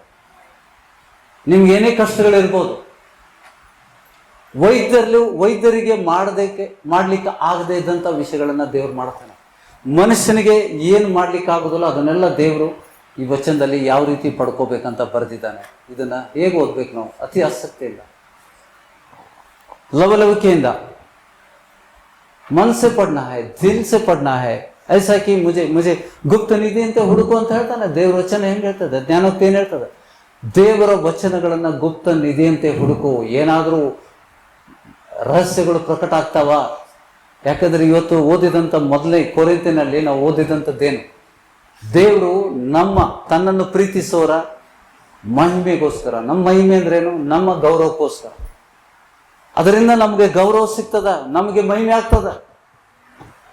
ಇವ್ ನೋಡಕ್ ಹಿಂಗದಾನ, ಇವಳು ನೋಡಕ್ ಹಂಗದಾಳ, ಸಿಂಪಲ್ ಅದಾಳ, ಆದರೆ ದೇವರ ರಹಸ್ಯಗಳನ್ನ, ತನ್ನ ರಹಸ್ಯಗಳನ್ನ ಈಕಿಗೆ ಪ್ರಕಟ ಮಾಡಿಲ್ಲ. ನಾವು ಸೂಟು ಗೂಟು ಹಾಕೊಂಡು ಅಡ್ಡಾಡತ್ತೀವಿ, ಚೆಂದಾಗಿ ಮೇಕಪ್ ಮಾಡಿಕೊಂಡು, ಶೀನೋ ಪೌಡ್ರ್ ಹೊಡ್ಕೊಂಡು. ಆದರೆ ಈ ಸಹೋದರ ಚಪ್ಪಲಿ ಹಾಕೊಂಡು ಬರ್ತಾನೆ, ನೋಡ್ಲಿಕ್ಕೆ ಏನು ಇಲ್ಲದವನಾಗಿದ್ದಾನೆ. ಆದರೆ ಜ್ಞಾನ ಇವನಲ್ಲಿ ಎಲ್ಲರಿಗಿಂತ ಜಾಸ್ತಿ ಉಂಟು. ಅದನ್ನೇ ದೇವರು ನಮಗೆ ಮಹಿಮೆ ಪಡಿಸ್ತಾನೆ. ನಮ್ಮ ವೇಷಭೂಷಣಗಳಿಂದಲ್ಲ, ದೇವರು ಮಹಿಮೆ ಪಡಿಸೋದು ಹೆಂಗೆ? ನಮ್ಮ ಮೂಲಕ ವಿಶೇಷ ಅದ್ಭುತ ಕಾರ್ಯಗಳನ್ನು ಮಾಡ್ತಾನೆ, ನಮ್ಮ ಮೂಲಕ ರಹಸ್ಯಗಳನ್ನು ಪ್ರಕಟ ಮಾಡ್ತಾನೆ. ಯಾವ ರೀತಿ, ಯಾವ ಕಣ್ಣು ಕಾಣಲಿಲ್ಲ, ಜಗತ್ತಿನ ಯಾವ ದೊಡ್ಡ ಸೇವಕರಿಗೂ ಕೂಡ ಗೊತ್ತಿಲ್ಲದಂತ ವಿಷಯ ನಿಮಗೆ ತಿಳಿಸ್ಲಿಕ್ಕೆ ದೇವರು ಸಮರ್ಥನಾಗಿದ್ದಾನೆ. ಏನ್ ಮಾಡ್ಬೇಕು ನಾವು? ಕರ್ತನನ್ನ ಪ್ರೀತಿಸ್ಬೇಕು. ತನ್ನನ್ನು ಪ್ರೀತಿಸೋರ ಮಹಿಮೆಗೋಸ್ಕರ ಅದನ್ನು ಬಚ್ಚಿಟ್ಟಿದ್ದಾನೆ. ಆ ಜ್ಞಾನ ಯಾರಿಗೂ ಗೊತ್ತಿಲ್ಲದು.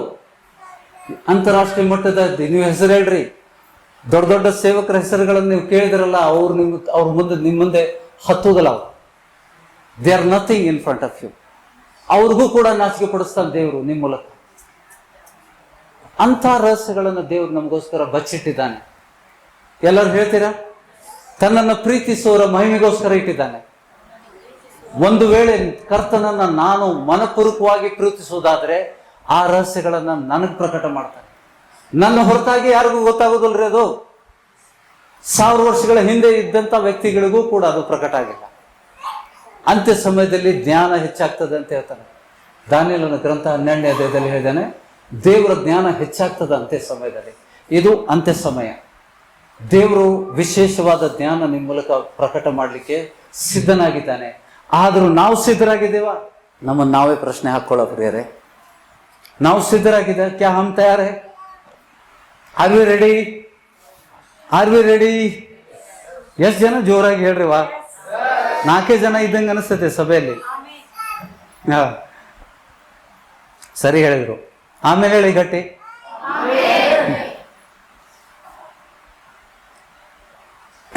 ವಿಷಯಗಳನ್ನ ನಾವು ತಿಳ್ಕೊಳ್ಳೋ ಪ್ರಿಯರೇ. ಇಲ್ಲಿ ಅಪೊಸ್ತಲರ ಕೃತ್ಯಗಳಲ್ಲಿ 2ನೇ ಅಧ್ಯಾಯದಲ್ಲಿ ನಂತರ ಹೊಂದ್ಕೊಂಡಿದ್ದು ಅಧಿಕಾರ ಮೊದಲೇ ಸಿಕ್ತು. ದೇವಗಳ ಮೇಲೆ ಅಧಿಕಾರ ಮೊದಲು ಕೊಟ್ಟ. ಅದಕ್ಕೆ ಪವಿತ್ರಾತ್ಮನ ಅವಶ್ಯಕತೆ ಇಲ್ಲ. ಹೌದೋ ಅಲ್ಲ? ರೋಗಗಳನ್ನ ವಾಸಿ ಮಾಡುವಂತದ್ದಕ್ಕೆ ಅವಾಗ ಪವಿತ್ರಾತ್ಮ ಬಂದಿರಲಿಲ್ಲ. ಅವರಲ್ಲಿ ಪವಿತ್ರಾತ್ಮ ಇರಲಿಲ್ಲ. 12 ಅಪೊಸ್ತಲರಲ್ಲಿ ಪವಿತ್ರಾತ್ಮ ಇರಲಿಲ್ಲ. ಆ ಸಮಯದಲ್ಲಿ ಅವರು ಹೋಗಿ ದೇವಗಳನ್ನು ಬಿಡಿಸ್ಕೊಂಡು ಬರ್ತಾ ಇದ್ದಾರೆ. ಲೂಕನ ಸುವಾರ್ತೆ 10ನೇ ಅಧ್ಯಾಯದಲ್ಲಿ ನೋಡಿ, ಇಲ್ಲಿ ಏನ್ ಹೇಳಿ ಕಳಿಸ್ತಾ ಇದ್ದಾನೆ.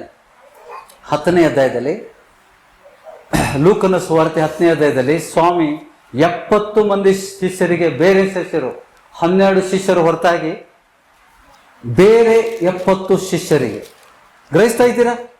12 ಶಿಷ್ಯರ ಹೊರತಾಗಿ ಅಂತ ನೋಡಿರಿ. 12 ಶಿಷ್ಯೋं के अलावा 12 ಶಿಷ್ಯರ ಹೊರತಾಗಿ ಬೇರೆ 70 ಶಿಷ್ಯರಿಗೆ ಯೇಸು ಸ್ವಾಮಿ ಅದೇ ಅಧಿಕಾರ, 12 ಜನರಿಗೆ ಏನು ಅಧಿಕಾರ ಕೊಟ್ಟಿದ್ದ ಅದೇ ಅಧಿಕಾರ ಅವರು ಕೊಟ್ಟು ಕಳಿಸಿದ್ದಾನೆ. ಅವರು 17ನೇ ವಚನದಲ್ಲಿ,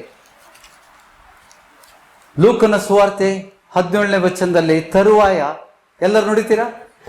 ತರುವಾಯ ಆ 70 ಮಂದಿಯು ಸಂತೋಷವುಳ್ಳವರಾಗಿ ಹಿಂತಿರುಗಿ ಬಂದು, ಸ್ವಾಮಿ, ದೆವ್ವಗಳು ಕೂಡ ನಿನ್ನ ಹೆಸರನ್ನು ಕೇಳಿ ನಮಗೆ ಅಧೀನವಾಗುತ್ತವೆ ಅಂದರು. ಬಂದಿತ್ತ ಪವಿತ್ರಾತ್ಮ ಇವ್ರ ಮೇಲೆ? ಈ 70 ಜನರ ಮೇಲೆ ಪವಿತ್ರಾತ್ಮನು ಹೊಂದಿದ್ರ? ಇಲ್ಲ, ಇನ್ನೂ ಬಂದಿದ್ದಿಲ್ಲ, ಭೂಲೋಕಕ್ಕೆ ಬಂದಿದ್ದಿಲ್ಲ. ಯಾಕಂದ್ರೆ ಯೋಹಾನನ ಸುವಾರ್ತೆ 16ರಲ್ಲಿ ಯೇಸು ಹೇಳ್ತಾನೆ, ನಾನು ಹೋಗದ ಹೊರತು, ಭೂಲೋಕ ಬಿಟ್ಟು ನಾನು ಪರಲೋಕಕ್ಕೆ ಏರಿ ಹೋಗದ ಹೊರತು ಪವಿತ್ರಾತ್ಮನು ಬರುವುದಿಲ್ಲ ಅಂತ ಹೇಳಿದ್ದಾನೆ. ಹೌದಾ? ಯೋಹಾನನ ಸುವಾರ್ತೆ 16ನೇ ಅಧ್ಯಾಯ 6ನೇ ವಚನ, 6ವಾ ವಚನ, 16. ಆದರೆ ನಾನು ಈ ಮಾತುಗಳನ್ನು ನಿಮಗೆ ಹೇಳಿದ್ದರಿಂದ ನಿಮ್ಮ ಹೃದಯವು ದುಃಖದಿಂದ ತುಂಬಿದೆ. ಆದರೂ ನಾನು ನಿಮಗೆ ಸತ್ಯವನ್ನು ಹೇಳುತ್ತೇನೆ, ಕೇಳಿರಿ. ಕೇಳಕ್ ರೆಡಿ ಇದ್ದೀರಿ? ಸ್ವಾಮಿ ಹೇಳಿದ್ದು ಸತ್ಯವನ್ನು ಕೇಳ್ರಿ. ನಾನು ಹೋಗುವುದು ನಿಮಗೆ ಹಿತಕರವಾಗಿದೆ. ಸ್ವಾಮಿ ಹೇಳ್ತಾ ಇದ್ದಾನೆ, ನಾನು ಪರಲೋಕಕ್ಕೆ ಹೋಗುವುದು ನಿಮಗೆ ಹಿತಕರವಾಗಿದೆ. ಹೋಗ್ತೇನೆ ಅಂದ್ಕೊಳ್ಳೆ ಅವ್ರ ಮುಖ ಸಪ್ಪಾಯ್ತು. ನಮ್ ಗುರು ಹೊಂಟಾನಲ್ಲ, ನಮ್ಮನ್ನು ಬಿಟ್ಟು. ಆದರೆ ಸ್ವಾಮಿ ಹೇಳ್ತಾನೆ, ನಾನು ಹೋಗುವುದು ನಿಮಗೆ ಹಿತಕರವಾಗಿದೆ. ಹೇಗೆಂದರೆ, ನಾನು ಹೋಗದಿದ್ದರೆ ಆ ಸಹಾಯಕನು ನಿಮ್ಮ ಬಳಿಗೆ ಬರುವುದಿಲ್ಲ. ನಾನು ಹೋದರೆ ಆತನನ್ನು ನಿಮ್ಮ ಬಳಿಗೆ ಕಳಿಸುತ್ತೇನೆ. ಆತನು ಬಂದು ಪಾಪ, ನೀತಿ, ನ್ಯಾಯತೀರುವಿಕೆ ಈ ವಿಷಯಗಳಲ್ಲಿ ಲೋಕಕ್ಕೆ ಅರಿವನ್ನು ಹುಟ್ಟಿಸುವನು. ಅವರು ನನ್ನನ್ನು ನಂಬದೇ ಇರುವುದರಿಂದ ಪಾಪದ ವಿಷಯದಲ್ಲಿಯೂ, ನಾನು ತಂದೆಯ ಬಳಿಗೆ ಹೋಗಿ ಇನ್ನು ಮೇಲೆ ನಿಮಗೆ ಕಾಣಿಸದೇ ಇರುವುದರಿಂದ ನೀತಿಯ ವಿಷಯದಲ್ಲಿಯೂ, ಇಹಲೋಕಾಧಿಪತಿ ಅಂದರೆ ಸೈತಾನನಿಗೆ ನ್ಯಾಯ ತೀರುವಿಕೆ ಆದದ್ದರಿಂದ ನ್ಯಾಯ ತೀರುವಿಕೆ ವಿಷಯದಲ್ಲಿ ಲೋಕಕ್ಕೆ ಅರಿವನ್ನು ಹುಟ್ಟಿಸ್ತಾನೆ. ಪವಿತ್ರಾತ್ಮನ ವಿಷಯದಲ್ಲಿ ಹೇಳ್ತಾ ಇದ್ದಾನೆ. ಪವಿತ್ರಾತ್ಮನು ಸ್ವಾಮಿ ಹೇಳ್ತಾ ಇದ್ದಾನೆ, ನಾನು ಹೋಗದ ಹೊರತು ಅವನು ಬರುವುದಿಲ್ಲ. ಗ್ರಹಿಸ್ತಾ ಇದ್ದೀರಾ? ಅಪೊಸ್ತಲರಿಗೆ ಇರಲಿಲ್ಲ ಮೊದಲು. ಅವರು ದೇವ ಬಿಡಿಸಿದ್ದಾರೆ. ಅದ್ರ ಹೊರತಾಗಿ 70 ಜನ ದೇವ ಬಿಡಿಸಿದ್ದಾರೆ. ಬಂದು ಹೇಳ್ತಾ ಇದ್ದಾರೆ, ಸ್ವಾಮಿ ನಿನ್ನ ಹೆಸರಲ್ಲಿ ದೇವಗಳು ನಮಗೆ ಅಧೀನವಾಗಿವೆ. ಅವರಲ್ಲಿ ಪವಿತ್ರಾತ್ಮ ಇಲ್ಲ. ಪವಿತ್ರಾತ್ಮ ಬಂದಿಲ್ಲ. ಕಾರ್ಯ ಮಾಡೋನು ಯಾರು? ಪವಿತ್ರಾತ್ಮನು ಕಾರ್ಯ ಮಾಡ್ತಾ ಇದೆ. ದೇವರಾತ್ಮನ ಬಲದಿಂದ ದೇವಗಳನ್ನು ಬಿಡಿಸ್ತಾ ಇದ್ದ. ಸ್ವಾಮಿ ಭೂಲೋಕದಲ್ಲಿದ್ದ. ಈಗ ಸ್ವಾಮಿ ಹೋದ್ಕೊಳ್ಳೋ ಎಕ್ಸ್ಚೇಂಜ್ ಆಗ್ಬೇಕಲ್ಲ. ನಾನು ಹೋಗದ ಹೊರತು ಅವನು ಬರುದಿಲ್ಲ. ನಾನು ಹೋದ್ಮೇಲೆ ಅವನನ್ನು ಕಳಿಸ್ಕೊಡ್ತಾನೆ. ಆತನು ಬಂದಾಗ ಏನ್ ಮಾಡ್ತಾನೆ? ಆತನು ಬಂದಾಗ ಏನಾಯ್ತು ನೋಡಿ, ಅಪೊಸ್ತಲ ಕೃತ್ಯಗಳಲ್ಲಿ 1ನೇ ಅಧ್ಯಾಯದಲ್ಲಿ, ನಾವು 2ನೇ ಅಧ್ಯಾಯ ಓದಿದ್ವಿ, 1ನೇ ಅಧ್ಯಾಯ ಸ್ವಲ್ಪ ಭಾಗ ಓದಿದ್ರಿ. ಇಲ್ಲಿ 1ನೇ ಅಧ್ಯಾಯದಲ್ಲಿ ನಾವು ನೋಡ್ತೇವೆ, 4ನೇ ವಚನದಿಂದ 8ನೇ ವಚನದವರೆಗೆ ನಾವು ಓದುವ. 4ನೇ ವಚನದಿಂದ, ಹೀಗಿರಲಾಗಿ ಆತನು ಅವರೊಂದಿಗೆ ಸತ್ತು ಎದ್ದು ಬಂದ ಮೇಲೆ, ಇದು ಯೇಸು ಸ್ವಾಮಿ ಸತ್ತು ಸಮಾಧಿಯಾಗಿ 3ನೇ ದಿವಸ ಎದ್ದು ಬಂದ ಮೇಲೆ ತನ್ನ ಶಿಷ್ಯರ ಜೊತೆಗೆ ಕೂಡಿ ಬಂದಾಗ, ಹೀಗಿರಲಾಗಿ ಆತನು ಶಿಷ್ಯರೊಂದಿಗೆ ಕೂಡಿದಾಗ ಅವರಿಗೆ ಯೋಹಾನನಂತಲೂ ನೀರಿನಿಂದ ದೀಕ್ಷಾ ಸ್ನಾನ ಮಾಡಿಸಿದನು. ಸ್ನಾನಿಕ ಯೋಹಾನ, ಹೌದಾ? ನಿಮಗಾದರೂ ಇನ್ನು ಸ್ವಲ್ಪ ದಿವಸಗಳಿಗಾಗಿ ಪವಿತ್ರಾತ್ಮದಲ್ಲಿ ಸ್ನಾನವಾಗುವುದು. अभिषेक हिंदी में क्या है बताओ? हिंदी में क्या है?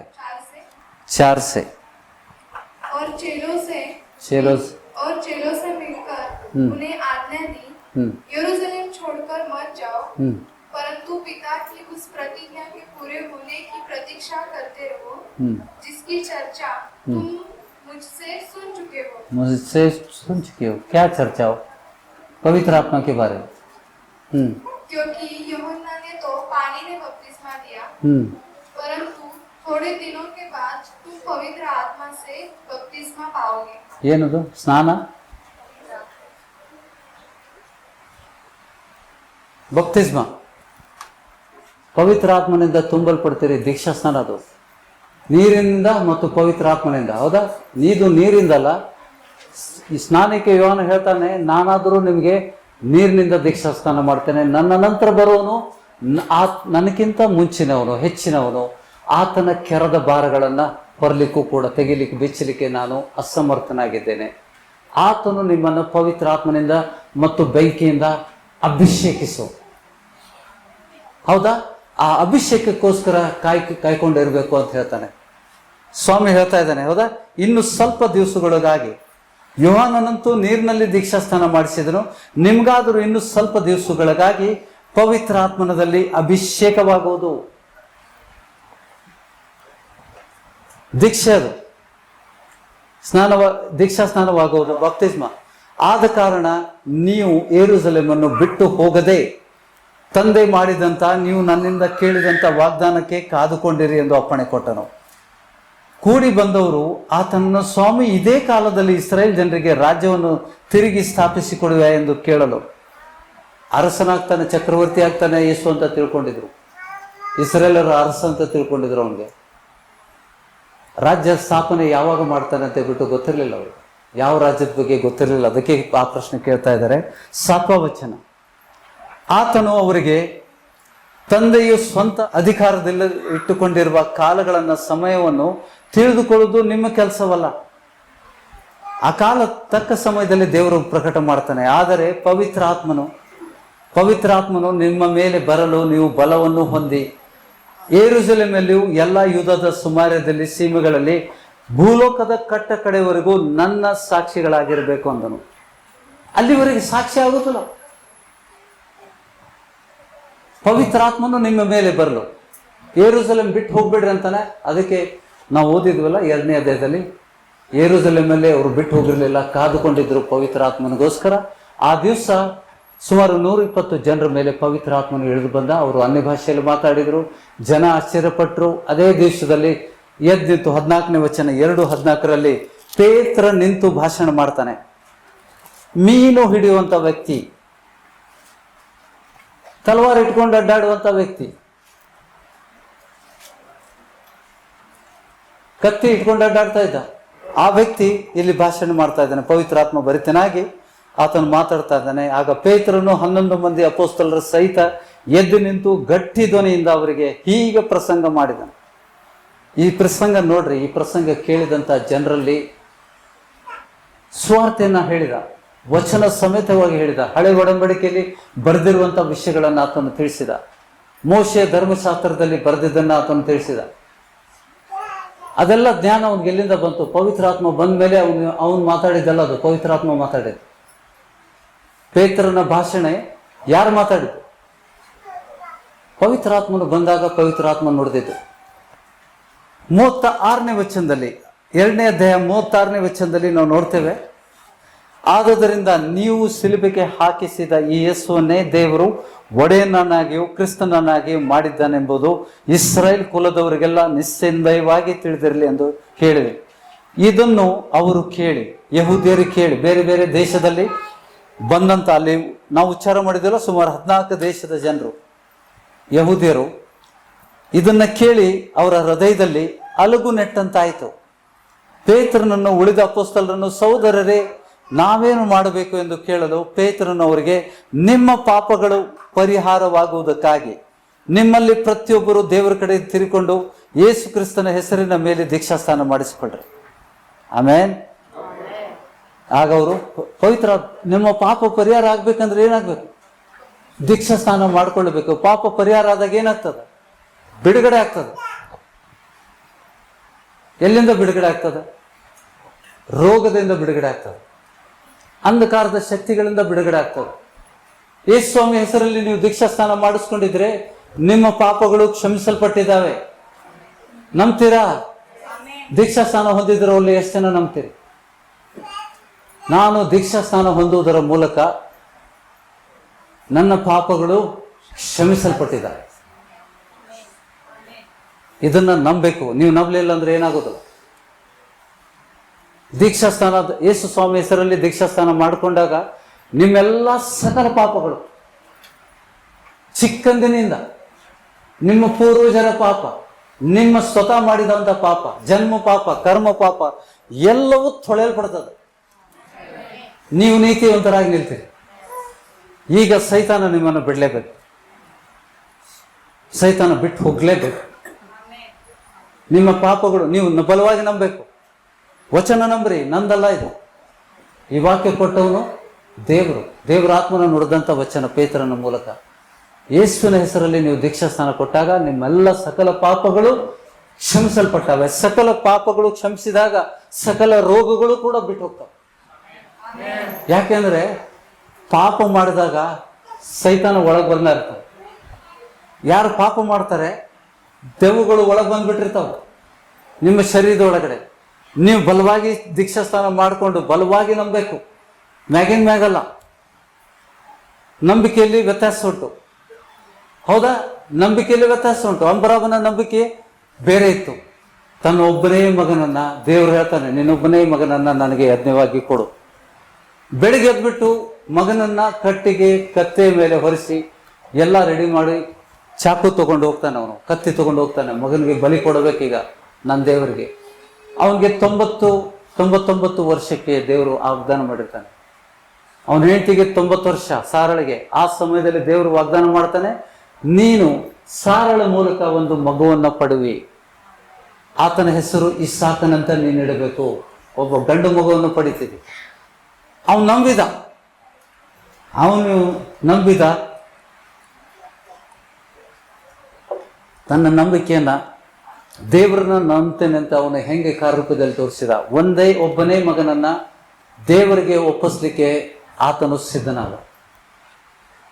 ಬೆಳಗಿನ ಜಾವ ಎದ್ದುಬಿಟ್ಟು ತನ್ನ 2 ಸೇವಕರನ್ನ ಕತ್ತೆ ಮೇಲೆ ತನ್ನ ಮಗನನ್ನ ಕಟ್ಟಿಗೆಯನ್ನು ಒಡಿಸಿ ಎಲ್ಲ ತಗೊಂಡು ಹೋಗ್ತಾನೆ. ಅವನು ಯಜ್ಞಕ್ಕೆ ಬೇಕಾದ ವಸ್ತುಗಳನ್ನು ತಗೊಂಡು ಹೋಗ್ತಾನೆ. 3 ದಿವಸ ಆದ್ಮೇಲೆ ಆತ ಸ್ಥಳಕ್ಕೆ ಹೋಗಿ ಮುಡ್ತಾನೆ. ಅಬ್ರಾಮನು ಪ್ರವಾದಿಯಾಗಿದ್ದ ಅಂತ ವಚನ ಹೇಳ್ತದೆ. ಅಬ್ರಾಮನು ಪ್ರವಾದಿಯಾಗಿದ್ದ. ದೇವರು ಮಾತಾಡಿದ್ದನ್ನ ಆತನು ಕೇಳ್ತಾ ಇದ್ದ. ಪ್ರವಾದಿಗೆ ಮಾತ್ರ ಕೇಳ್ತದೆ, ಹೌದಾ? ಯಾರು ದೇವರ ಆತ್ಮವನ್ನು ಹೊಂದಿರ್ತಾರೆ, ದೇವರ ವಾಣಿಯನ್ನು ಅವ್ರು ಕೇಳ್ತಾರೆ, ಇಲ್ಲಾಂದ್ರೆ ವಾಣಿ ಗೊತ್ತಾಗೋದಿಲ್ಲ. ನೋಡಿ, ಪೇತ್ರನ ಭಾಷಣಗಳನ್ನ ಗಮನಿಸ್ರಿ. ಯಾವ ರೀತಿ ಬಲವಾಗಿ ಆತನು ಪ್ರಾರ್ಥನೆ ಮಾಡಿದಾಗ ಸುಮಾರು ಆ ದಿವಸ, ಒಂದೇ ದಿವಸ ಮೊದಲೇ ದಿವಸ ಅವನ ಭಾಷಣವನ್ನು, ಪೇತ್ರನ ಭಾಷಣವನ್ನು ಕೇಳಿದವರು ನೋಡಿ 41ನೇ ವಚನ. ಪೇತ್ರನ ಮಾತಿಗೆ ಒಪ್ಪಿಕೊಂಡವರು, ದೀಕ್ಷಾಸ್ನಾನ ಮಾಡಿಸಿಕೊಂಡವರು ಎಷ್ಟು ಜನ? ಹಬ್ಬದ ದಿವಸ ಅದು. ಆ ದಿವಸ ಸುಮಾರು 3,000 ಜನರು ಅವರಲ್ಲಿ ಸೇರಿದರು. 3,000 ಜನ ದೀಕ್ಷಾಸ್ನಾನದ ಮೂಲಕ ಸಭೆಯನ್ನ ಸೇರಿದ್ರು. ಗ್ರಹಿಸ್ತಾ ಇದ್ದೀರಾ? ವಿಷಯಗಳನ್ನು ತಿಳ್ಕೋಬೇಕು. ಯಾಕೆ ಪವಿತ್ರ ಆತ್ಮನ ದೀಕ್ಷಾಸ್ನಾನ ಮಾಡ್ಕೊಳ್ಳಿಕ್ಕೆ ಅವರಿಗೆ ಪ್ರೇರೇಪಿಸೋದನ್ನು ಯಾರು? ಪೇತ್ರನ ಮಾತಿನಲ್ಲಿ ಪವಿತ್ರ ಆತ್ಮನ ಶಕ್ತಿ ಇದ್ದಿದ್ದರಿಂದ ಆತನ ಭಾಷಣವನ್ನು ಕೇಳಿದಂತ, ಆತನ ಬೋಧನೆಯನ್ನು ಕೇಳಿದಂತ ಯಹೂದ್ಯರ ಹೃದಯದಲ್ಲಿ ಅಲಗು ನೆಟ್ಟಂತಾಯ್ತು. ಸಹೋದರರೇ, ನಾವು ಏನ್ ಮಾಡಬೇಕು? ತಪ್ಪಂತೂ ಮಾಡಿದ್ದೇವೆ. ಸಿಲುಬೆಗೇರಿಸುವಂತ ಬಂದಂತ ಕರ್ತನನ್ನೇ ಸಿಲುಬೆಗೇರಿಸುವಂತ ತಪ್ಪನ್ನ ಮಾಡಿದ್ದೇವೆ. ನಾವು ಏನ್ ಮಾಡ್ಬೇಕು ಅಂದಾಗ, ಯೇಸು ಕ್ರಿಸ್ತನ ಹೆಸರಲ್ಲಿ ಪಶ್ಚಾತ್ತಾಪ ಪಟ್ಟು ದೀಕ್ಷಾಸ್ನಾನ ಮಾಡಿಕೊಂಡ್ರೆ ನಿಮ್ಮ ಪಾಪಗಳು ಕ್ಷಮಿಸಲ್ಪಡ್ತವೆ. ನಮಗೂ ಅನ್ವಯಿಸ್ತಿದೆ. ಗ್ರಹಿಸ್ತಾ ಇದ್ದೀರಾ? ಆಮೇನ್. ಎಲ್ಲರನ್ರಿ ಆಮೇನ್ ಅಂತ. ಎಲ್ಲರ ಪಾಪಗಳು ಕ್ಷಮಿಸಲ್ಪಟ್ಟಿದ್ದಾರೆ. ಆಗ ಕ್ಷಮಿಸದೇ ಇದ್ರು ಕೂಡ ಇವತ್ತು ವಚನಗಳನ್ನ ಗ್ರಹಿಸ್ಕೊಂಡ್ರಲ್ಲ, ಇವತ್ತಿನ ದಿವಸ ನೀವು ದೀಕ್ಷಾಸ್ನಾನ ಮಾಡಿಕೊಂಡಿದ್ರೆ ಹಿಂದೆ, ಇವತ್ತಿನ ದಿವಸ ಈ ವಚನದ ಮೂಲಕ ನಿಮ್ಮ ಪಾಪಗಳು ಕ್ಷಮಿಸಲ್ಪಟ್ಟಿದ್ದಾರೆ. ಗ್ರಹಿಸ್ತಾ ಇದ್ದೀರಾ?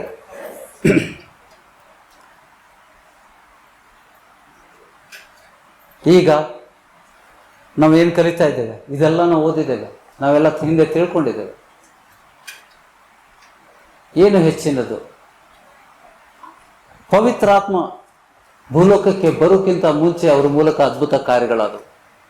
ಅಪೊಸ್ತಲರು ದೆವ್ವಗಳನ್ನು ಬಿಡಿಸಿದ್ದಾರೆ, ಬೇರೆ 70 ಮಂದಿ ದೆವ್ವಗಳನ್ನು ಬಿಡಿಸಿದ್ದಾರೆ. ಎಲ್ಲ ಥರದ ರೋಗಿಗಳನ್ನು ವಾಸಿ ಮಾಡಲಿಕ್ಕೆ ದೇವರು ಗುಣ ಕೊಟ್ಟ. ಯಾವಾಗ ಪವಿತ್ರಾತ್ಮ ಬಂದ ಅದು ಆಕ್ಟಿವೇಟ್ ಆಯಿತು. ನಾವು ಕೂಡ ನಮ್ಮ ಜೀವನದಲ್ಲಿ ಅಷ್ಟೇ. ಅಪೊಸ್ತಲರು ಎಲ್ಲಾದರೂ ದೇವರ ವಚನದಲ್ಲಿ ಅಪೊಸ್ತಲರು ಬಿದ್ದೋಗಿದ್ದನ್ನು ನೋಡಿದ್ದೀರಾ? ನಾವು ಅಪೊಸ್ತಲ ಕೃತ್ಯಗಳಲ್ಲಿ ಬೈಬಲ್ ಅಲ್ಲಿ ಕೊನೆ ಪ್ರಕಟಣೆ ಗ್ರಂಥವರೆಗೆ ನಾವು ಓದಿದ್ದೇವೆ. प्रेषित लोग कभी गिर चुके, विश्वास से गिर चुके, कहीं उन्होंने गलत किया?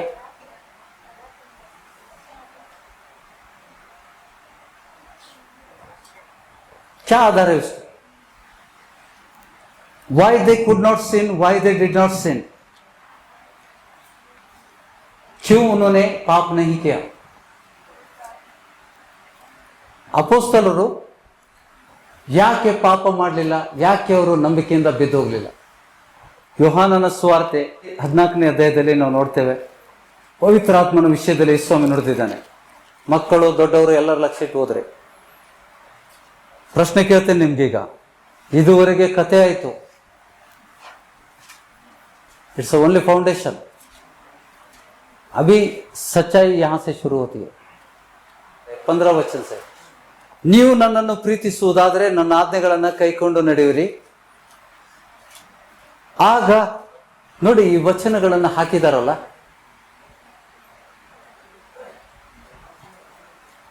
ಮನುಷ್ಯ ಹಾಕಿದ್ದು. ಸ್ವಾಮಿ ಮುಂದುವರಿತಾ ಇದ್ದಾನೆ, ಸ್ವಾಮಿ ಮುಂದೆ ನಡೀತಾ ಇದ್ದಾನೆ. ಅದಕ್ಕೇನು, ಆಗ ನಾನು ತಂದೆಯನ್ನ ಕೇಳಿಕೊಳ್ಳೋಣ. ಯಾವಾಗ? 15ನೇ ವಚನದಕ್ಕೆ ಸಂಬಂಧಪಟ್ಟಿದೆ. ಎಲ್ಲರೂ ಎಚ್ಚರಿಕೆ ಅಂದ್ರಿ. ನಿಮ್ ನಿದ್ದೆ ಬಂದ್ರೆ ಎದ್ ನಿಲ್ರಿ, ನಿದ್ದೆ ಬಂದ್ರೆ ಎದ್ ನಿಲ್ರಿ. ನೀವು ನನ್ನನ್ನು ಪ್ರೀತಿಸುವುದಾದರೆ ನನ್ನ ಆಜ್ಞೆಗಳನ್ನು ಕೈಕೊಂಡು ನಡೆಯುವಿರಿ, ಆಗ ನಾನು ತಂದೆಯನ್ನು ಕೇಳಿಕೊಳ್ಳುವೆನು, ಬೇಡಿಕೊಳ್ಳುವೆನು, ಆತನು ನಿಮಗೆ ಬೇರೊಬ್ಬ ಸಹಾಯಕನನ್ನು ಸದಾಕಾಲ ನಿಮ್ಮ ಸಂಗಡ ಇರುವುದಕ್ಕೆ ಕೊಡುವನು. ಆಮೇನ್.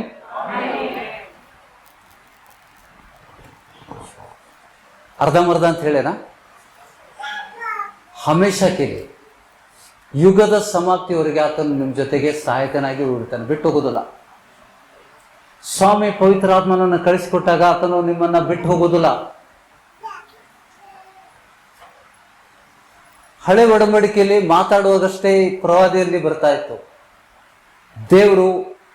ದೇವರು ಹೇಳ್ತಾ ಇದ್ದಾರೆ, ಆ ಪ್ರವಾದಿ ಹೇಳ್ತಾ ಇದ್ದಾರೆ, ನರಪುತ್ರನೇ ನಿನ್ನ ಜೊತೆಗೆ ಮಾತಾಡಬೇಕು ನನಗೆ. ಹಾಗಂದಾಗ ಮಾತ್ರ ಪವಿತ್ರಾತ್ಮನು ಅವನಲ್ಲಿ ಬರ್ತಿತ್ತು, ಅವನ ಶರೀರ ಒಳಗಡೆ ಬರ್ತಿತ್ತು. ದೇವರು ಮಾತಾಡಾದ್ಮೇಲೆ ಪವಿತ್ರಾತ್ಮ ಮತ್ತೆ ಬಿಟ್ಟು ಹೋಗ್ತಿದ್ದ. ವಚನಗಳನ್ನ ಗ್ರಹಿಸ್ರಿ, ಯಾಕೆಂದ್ರೆ ಅತಿ ಅಮೂಲ್ಯವಾದ ವಿಷಯಗಳು. ನಾವು ತಪ್ಪಾದ ವಿಷಯಗಳನ್ನ ಕಲಿಬಾರ್ದು. ದೇವರು ಏನು ಹೇಳ್ತಾನೆ ವಚನದಲ್ಲಿ ಅದನ್ನೇ ಕಲಿಬೇಕು. ಸ್ವಾಮಿ ಹೇಳ್ತಾ ಇದ್ದಾನೆ, ಇಲ್ಲಿ ಮಾತಾಡೋನು ಯಾರು? 15ನೇ ವಚನದಿಂದ ಮಾತಾಡೋದು ಯೇಸು ಸ್ವಾಮಿ. ನೀವು ನನ್ನನ್ನು ಪ್ರೀತಿಸುವುದಾದರೆ ನನ್ನ ಆಜ್ಞೆಗಳನ್ನ ಕೈಕೊಂಡು ನಡೆಯಿರಿ, ಆಗ ನಾನು ತಂದೆಯನ್ನ ಕೇಳಿಕೊಳ್ಳೋಣ, ಅವನು ನಿಮಗೆ ಬೇರೊಬ್ಬ ಸಹಾಯಕನನ್ನ ಸದಾಕಾಲ ನಿಮ್ಮ ಸಂಗಡ ಇರುವುದಕ್ಕೆ ಕೊಡುವನು. ಆ ಸಹಾಯಕನು ಯಾರೆಂದರೆ ಸತ್ಯದಾತ್ಮನೇ. ಲೋಕವು ಆತನನ್ನು ನೋಡಿದೆವು ತಿಳಿಯದೆಯೂ ಇರುವುದರಿಂದ, ಕಾಣುವುದಿಲ್ಲ, ಪವಿತ್ರಾತ್ಮ ಕಾಣುವುದಿಲ್ಲ. ನಿಮ್ ಬಂದು ಮುಟ್ಟು ಹೋಗ್ತಾನೆ, ನಿಮ್ ಗುಣಪಡಿಸಿ ಹೋಗ್ತಾನ, ನಿಮ್ಗೆ ಆರಾಮ ಮಾಡಿ ಹೋಗ್ತಾನ, ನಿಮ್ಮಲ್ಲಿರುವಂತ ರೋಗಗಳನ್ನ ತೆಗೆದು ಹೋಗ್ತಾನ. ಆದ್ರೆ ನಿಮ್ಗೆ ಕಾಣುವುದಿಲ್ಲ ಕಣ್ಣಲ್ಲಿ, ಆದ್ರೆ ಒಳಗಡೆ ನಿಮ್ಗೆ ಅನುಭವಿಸ್ತದ. ದೇವರು ನಿಮ್ಮ ಶರೀರದಲ್ಲಿರುವಂತ ರೋಗಗಳನ್ನು ತೆರಿಬೇಕಾದ್ರೆ ಏನೇನೋ ಭಾರವಾದದ್ದು ಬಿಟ್ಟು ಹೋಗುದು ಗೊತ್ತಾಗ್ತದೆ, ನಿಮ್ಗೆ ಖಚಿತವಾಗ್ತದೆ. ಮತ್ತೆ ಅದು ಬರುವುದಿಲ್ಲ, ಅದು ಆ ರೋಗ ಮತ್ತೆ ಬರುವುದಿಲ್ಲ. ಯಾಕೆಂದ್ರೆ ನಿನ್ನ ಪಾಪಗಳು ಕ್ಷಮಿಸಲ್ಪಟ್ಟಿದ್ದಾವೆ. ಯೇಸುವಿನ ಹೆಸರಲ್ಲಿ ದೀಕ್ಷಾಸ್ಥಾನ ಹೊಂದಿದ್ದಕ್ಕೋಸ್ಕರ ನಿನ್ನ ಪಾಪಗಳು ಕ್ಷಮಿಸಲ್ಪಟ್ಟಿದ್ದೇವೆ. ನಾವು ಮಾರ್ಕ್ 2ನೇ ಅಧ್ಯಾಯದಲ್ಲಿ ನೋಡ್ತೇವೆ, 4 ಮಂದಿ ಹೊತ್ತುಕೊಂಡು ಬಂದಂತ ಆ ಮೂರ್ಛಾ ರೋಗಿಗೆ 4 ಜನ ಹೊತ್ಕೊಂಡು ಬಂದಿದ್ದಾರೆ. ಪಕ್ಷಘಾತಿ ಅಂತ ಬಿಟ್ಟು ಮರಾಠಿಯಲ್ಲಿ ಹೇಳ್ತದಲ್ಲ, ಮರಾಠಿಯ ಹಿಂದಿ ಮೇ ಪಕ್ಷಘಾತಿ, ಮರಾಠಿ ಮೇ ಪಕ್ಷಘಾತಿ, ಪ್ಯಾರಲೈಸ್. ಏನಾಯ್ತು ಅವ್ನು ಗೊತ್ತಿಲ್ಲ. ಕಡೆಗೆ ಮತ್ತೆ ಸ್ವಾಮಿ ಹೇಳ್ತಾನೆ, ನಿನ್ನ ಹೆಸರಿಗೆ ಹಾಸಿಗೆ ತಗೊಂಡು ಎದ್ ನಡಿ. ಅವನು ಎಷ್ಟೋ ಸಮಯದಿಂದ ಹಾಸಿಗೆ ಮೇಲೆ ಬಿದ್ದಿದ್ದಾನೆ. 4 ಜನ ಹೊತ್ಕೊಂಡು ಬಂದಾರ, ನಾನು ಆರಾಮಾಗಿದ್ದೀನಿ ಅಂತ ಅವ್ನು ಗೊತ್ತಿಲ್ಲ. ಯೇಸು ಸ್ವಾಮಿ ಬರೀ ನಿನ್ನ ಪಾಪಗಳು ಕ್ಷಮಿಸಲ್ಪಟ್ಟೆ. ಯೇಸು ಸ್ವಾಮಿ ಇವತ್ತಿನ ದಿವಸ ನಿಮ್ಮ ಪಾಪಗಳನ್ನ ಕ್ಷಮಿಸಿದರೆ ನಿಮ್ಮಲ್ಲಿ ಬಲಹೀನತೆ, ನಿಮ್ಮಲ್ಲಿರುವಂತ ರೋಗಗಳು ತಕ್ಷಣ ಬಿಟ್ಟು ಹೋಗ್ತಾವೆ. ಆತನು ಈ ಸಭೆಯಲ್ಲಿ ಇದ್ದದ್ದಕ್ಕೆ ಸಾಕ್ಷಿ ಅದು. ಇದು ಪ್ರತಿ ದಿವಸ ನಮ್ಮಲ್ಲಿ ಆಗ್ಬೇಕು. ದೇವರದನ್ನು ವಾಗ್ದಾನ ಮಾಡಿದ್ದಾನೆ,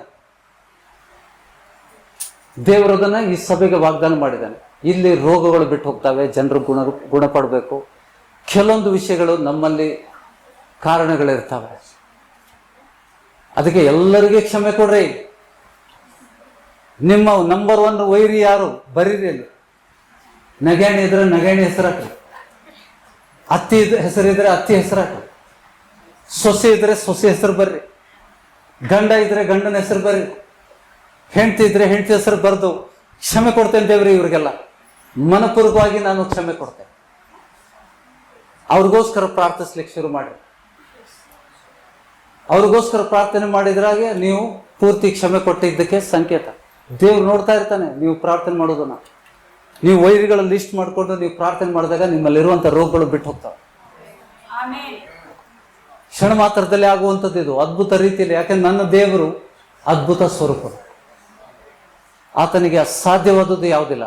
ಎಂಥ ಪರಿಸ್ಥಿತಿಯಲ್ಲಿರಲಿ, ಯಾವುದೇ ಸ್ಟೇಜಲ್ಲಿರಲಿ, ದೇವರು ಈಗ ಸತ್ತಂತ ವ್ಯಕ್ತಿಯನ್ನು ಕೂಡ ಎಬ್ಬಿಸ್ಲಿಕ್ಕೆ ಸಮರ್ಥನಾಗಿದ್ದಾನೆ. ಈ ಸಭೆಯವರು ಕಣ್ಣಾರೆ ಇದನ್ನ ನೋಡಿದ್ದೀರಿ. ಸ್ವಲ್ಪ ಹಿಂದೆ ನಾವು ನೋಡಿದ್ದೇವೆ, ವಿಡಿಯೋದಲ್ಲಿ ಬಿಟ್ಟಿದ್ದೇವೆ. ದೇವರು ತನ್ನ ಸಭೆಯನ್ನ ಶುದ್ಧೀಕರಿಸ್ತಾರೆ. ಹೌದಾ? ನಿಮ್ಮನ್ನ ಉನ್ನತ ಸ್ಥಿತಿಗೆ ಒಯ್ಯಬೇಕಂದಾಗ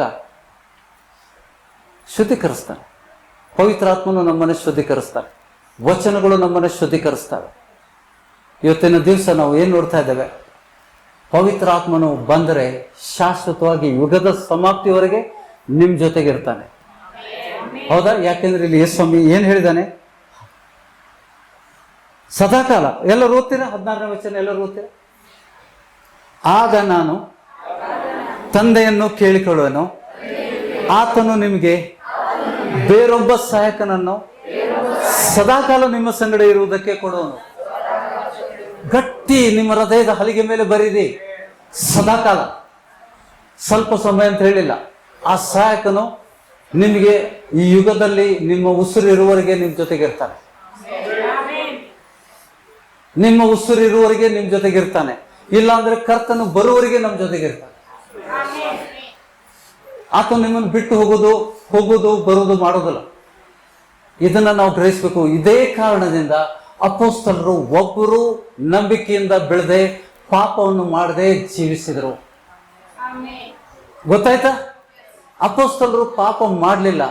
ಅದರಲ್ಲಿ ಹೆಚ್ಚು ಕಾಲ ಭೂಲೋಕದಲ್ಲಿ ವಾಸ ಮಾಡಿದಂತ, ಅಂದ್ರೆ ತನ್ನ ಸಮಯವನ್ನು ಈ ಶರೀರದಲ್ಲಿ ಜೀವಿಸಿದಂತ ಹೆಚ್ಚು ಕಾಲ, ಸುಮಾರು 100 ವರ್ಷ ಬದುಕಿದ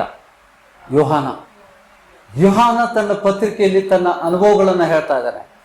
ಆತನಿಂದ ಹೊಂದಿದ ಅಭಿಷೇಕವು ನಿಮ್ಮಲ್ಲಿ ನೆಲೆಗೊಂಡ್ರೆ ನೀವು ಪಾಪ ಮಾಡಲಿಕ್ಕೆ ಸಾಧ್ಯನೇ ಇಲ್ಲ. ದೇವರಿಂದ ಹುಟ್ಟಿದವನು ಪಾಪ ಮಾಡನು. कोई एक पढ़िएगा, हिंदी में पढ़िएगा, सब जानते हैं हिंदी. ಮೊದಲೇ ಯೋಹಾನ ಪತ್ರಿಕೆ, ಪೇತ್ರನಿಗಿಂತ ಮುಂಚೆ ಬರ್ತದ ಪತ್ರಿಕೆ, 3ನೇ ಅಧ್ಯಾಯ 9ನೇ ವಚನದಲ್ಲಿ. हम हिंदी में पढ़ेंगे, मराठी में पढ़ेंगे, इंग्लिश में पढ़ेंगे, कन्नड़ में भी पढ़ेंगे. जो कोई परमेश्वर से जन्मा है वह पाप नहीं करता. जो कोई ಯಾವನೇ ಆಗಲಿ ದೇವರಿಂದ ಹುಟ್ಟಿದವನು, ಯಾರು ಪವಿತ್ರಾತ್ಮನನ್ನು ಹೊಂದಿದ್ದಾರೆ ಅವ್ರ ಬಗ್ಗೆ ಮಾತಾಡ್ತಾ ಇದ್ದಾರೆ. ಪವಿತ್ರಾತ್ಮನು ಬಂದಾಗ ಆತನು ನಿಮ್ಮನ್ನು ಹೋಗೋದು ಬರೋದು ಮಾಡೋದಿಲ್ಲ. ಅವನು ಸದಾಕಾಲ ನಿಮ್ಮ ಜೊತೆಗಿರ್ಲಿಕ್ಕೆ ದೇವ್ರು ನಮಗೆ ಕೊಟ್ಟಿದ್ದಾನೆ. ಅದನ್ನ ಯೋಹಾನ ಸಾಕ್ಷಿ ಹೇಳ್ತಾ ಇದ್ದಾನೆ. 3 पढ़िएगा. जो कोई परमेश्वर से जन्मा है जो कोई परमेश्वर से जन्मा है वह पाप नहीं करता. वह पाप नहीं कर सकता है, क्योंकि उसका बीज उसमें बना रहता है. उसका बीज उसमें बना रहता है. मतलब क्या है बना रहता है? मतलब हमेशा के लिए.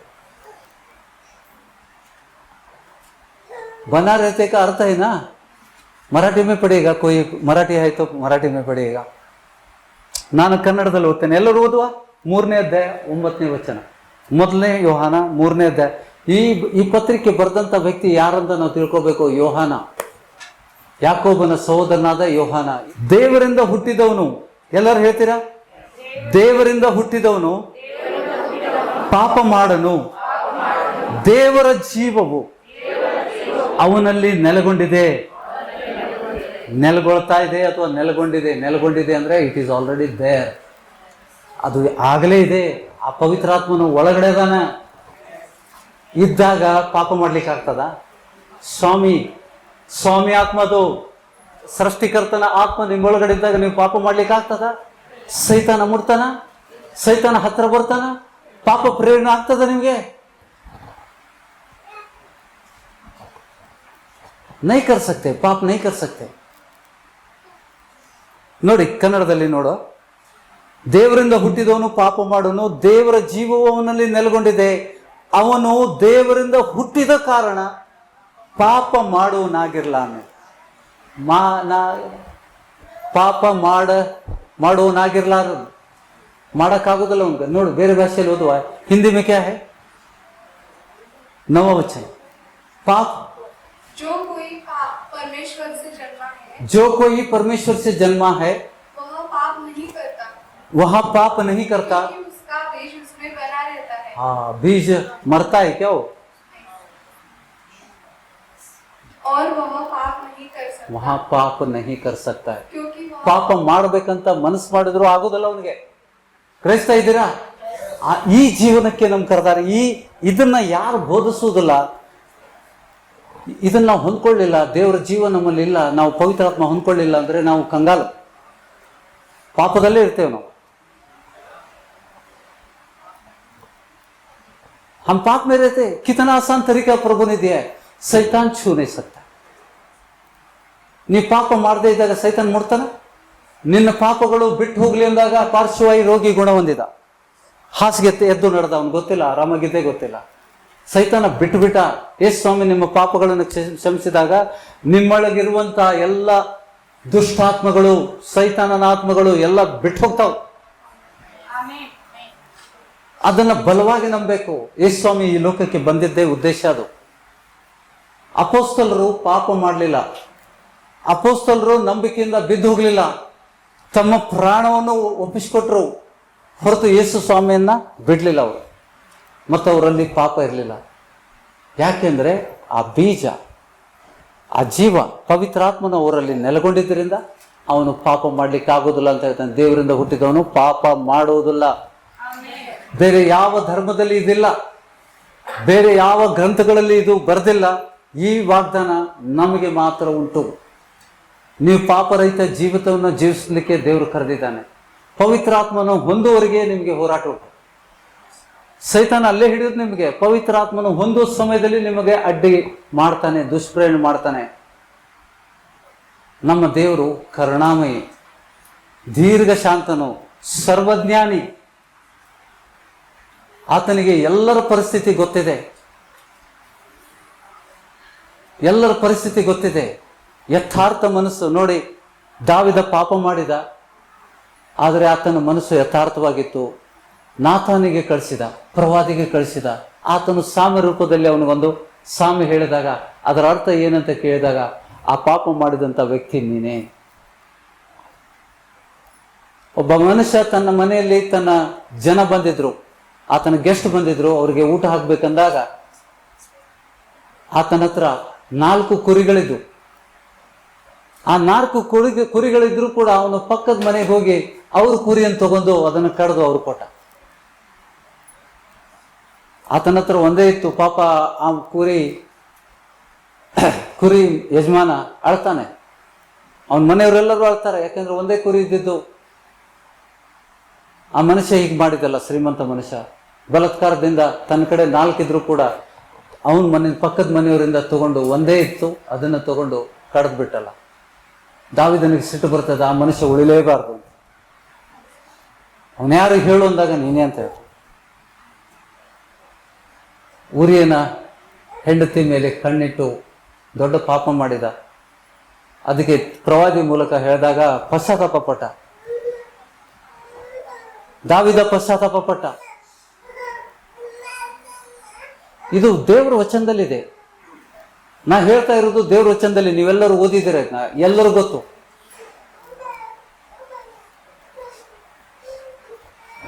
ದಾವಿದ ಮಾಡಿದ ಪಾಪ ಈ ಪುಸ್ತಕದಲ್ಲಿ ಬರೆದಿದೆ. ಬೇರೆ ಧರ್ಮ ಗ್ರಂಥಗಳಲ್ಲಿ ಒಳ್ಳೆಯದನ್ನ ಬರೀತಾರೆ.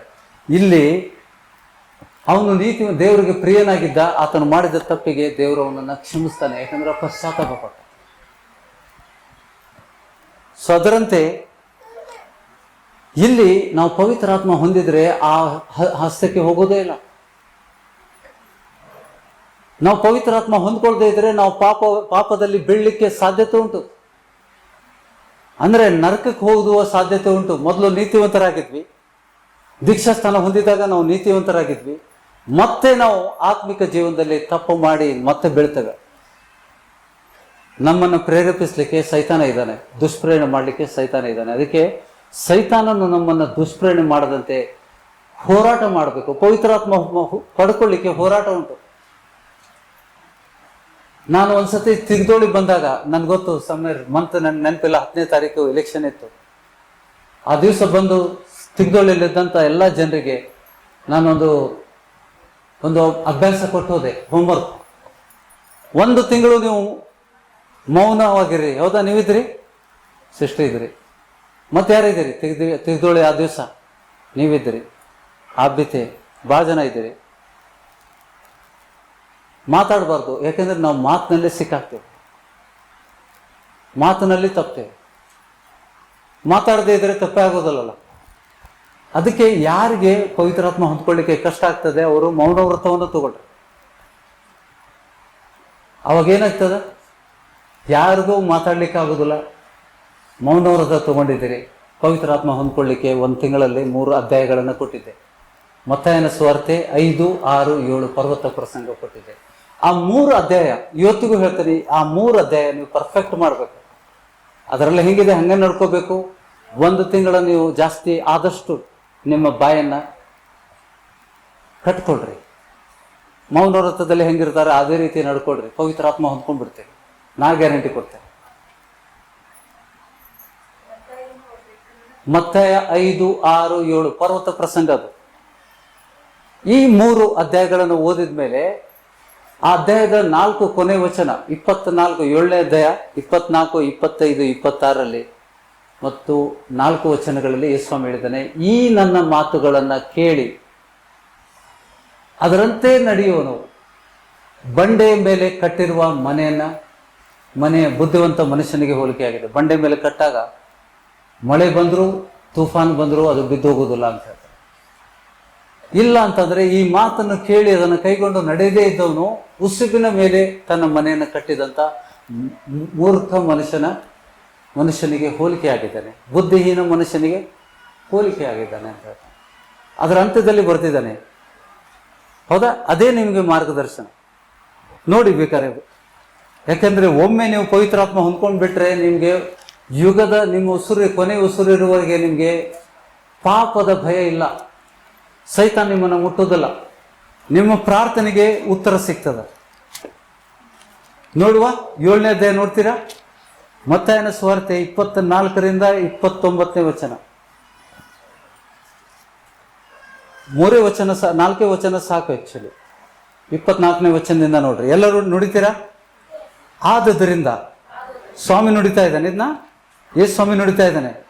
ಆದದರಿಂದ ಈ ನನ್ನ ಮಾತುಗಳನ್ನ ಕೇಳಿ ಅವುಗಳಂತೆ ನಡೆಯುವನು ಬಂಡೆಯ ಮೇಲೆ ಮನೆಯನ್ನು ಕಟ್ಟಿಕೊಂಡ ಬುದ್ಧಿಯುಳ್ಳ ಮನುಷ್ಯನನ್ನು ಹೋಲುವನು. ಕಟ್ಟಿದ ಮೇಲೆ ಮಳೆ ಸುರಿಯಿತು, ಹಳ್ಳಗಳು ಬಂದವು, 4 ಕಡೆಯಿಂದ ಗಾಳಿ ಬೀಸಿ ಆ ಮನೆಗೆ ಬಡಿಯಿತು. ಆದರೂ ಅದರ ಅಸ್ಥಿವಾರಗಳು ಬಂಡೆಯ ಮೇಲಿದ್ದರಿಂದ ಅದು ಬೀಳಲಿಲ್ಲ. ಆದರೆ ಈ ನನ್ನ ಮಾತುಗಳನ್ನು ಕೇಳಿಯೂ ಅವುಗಳಂತೆ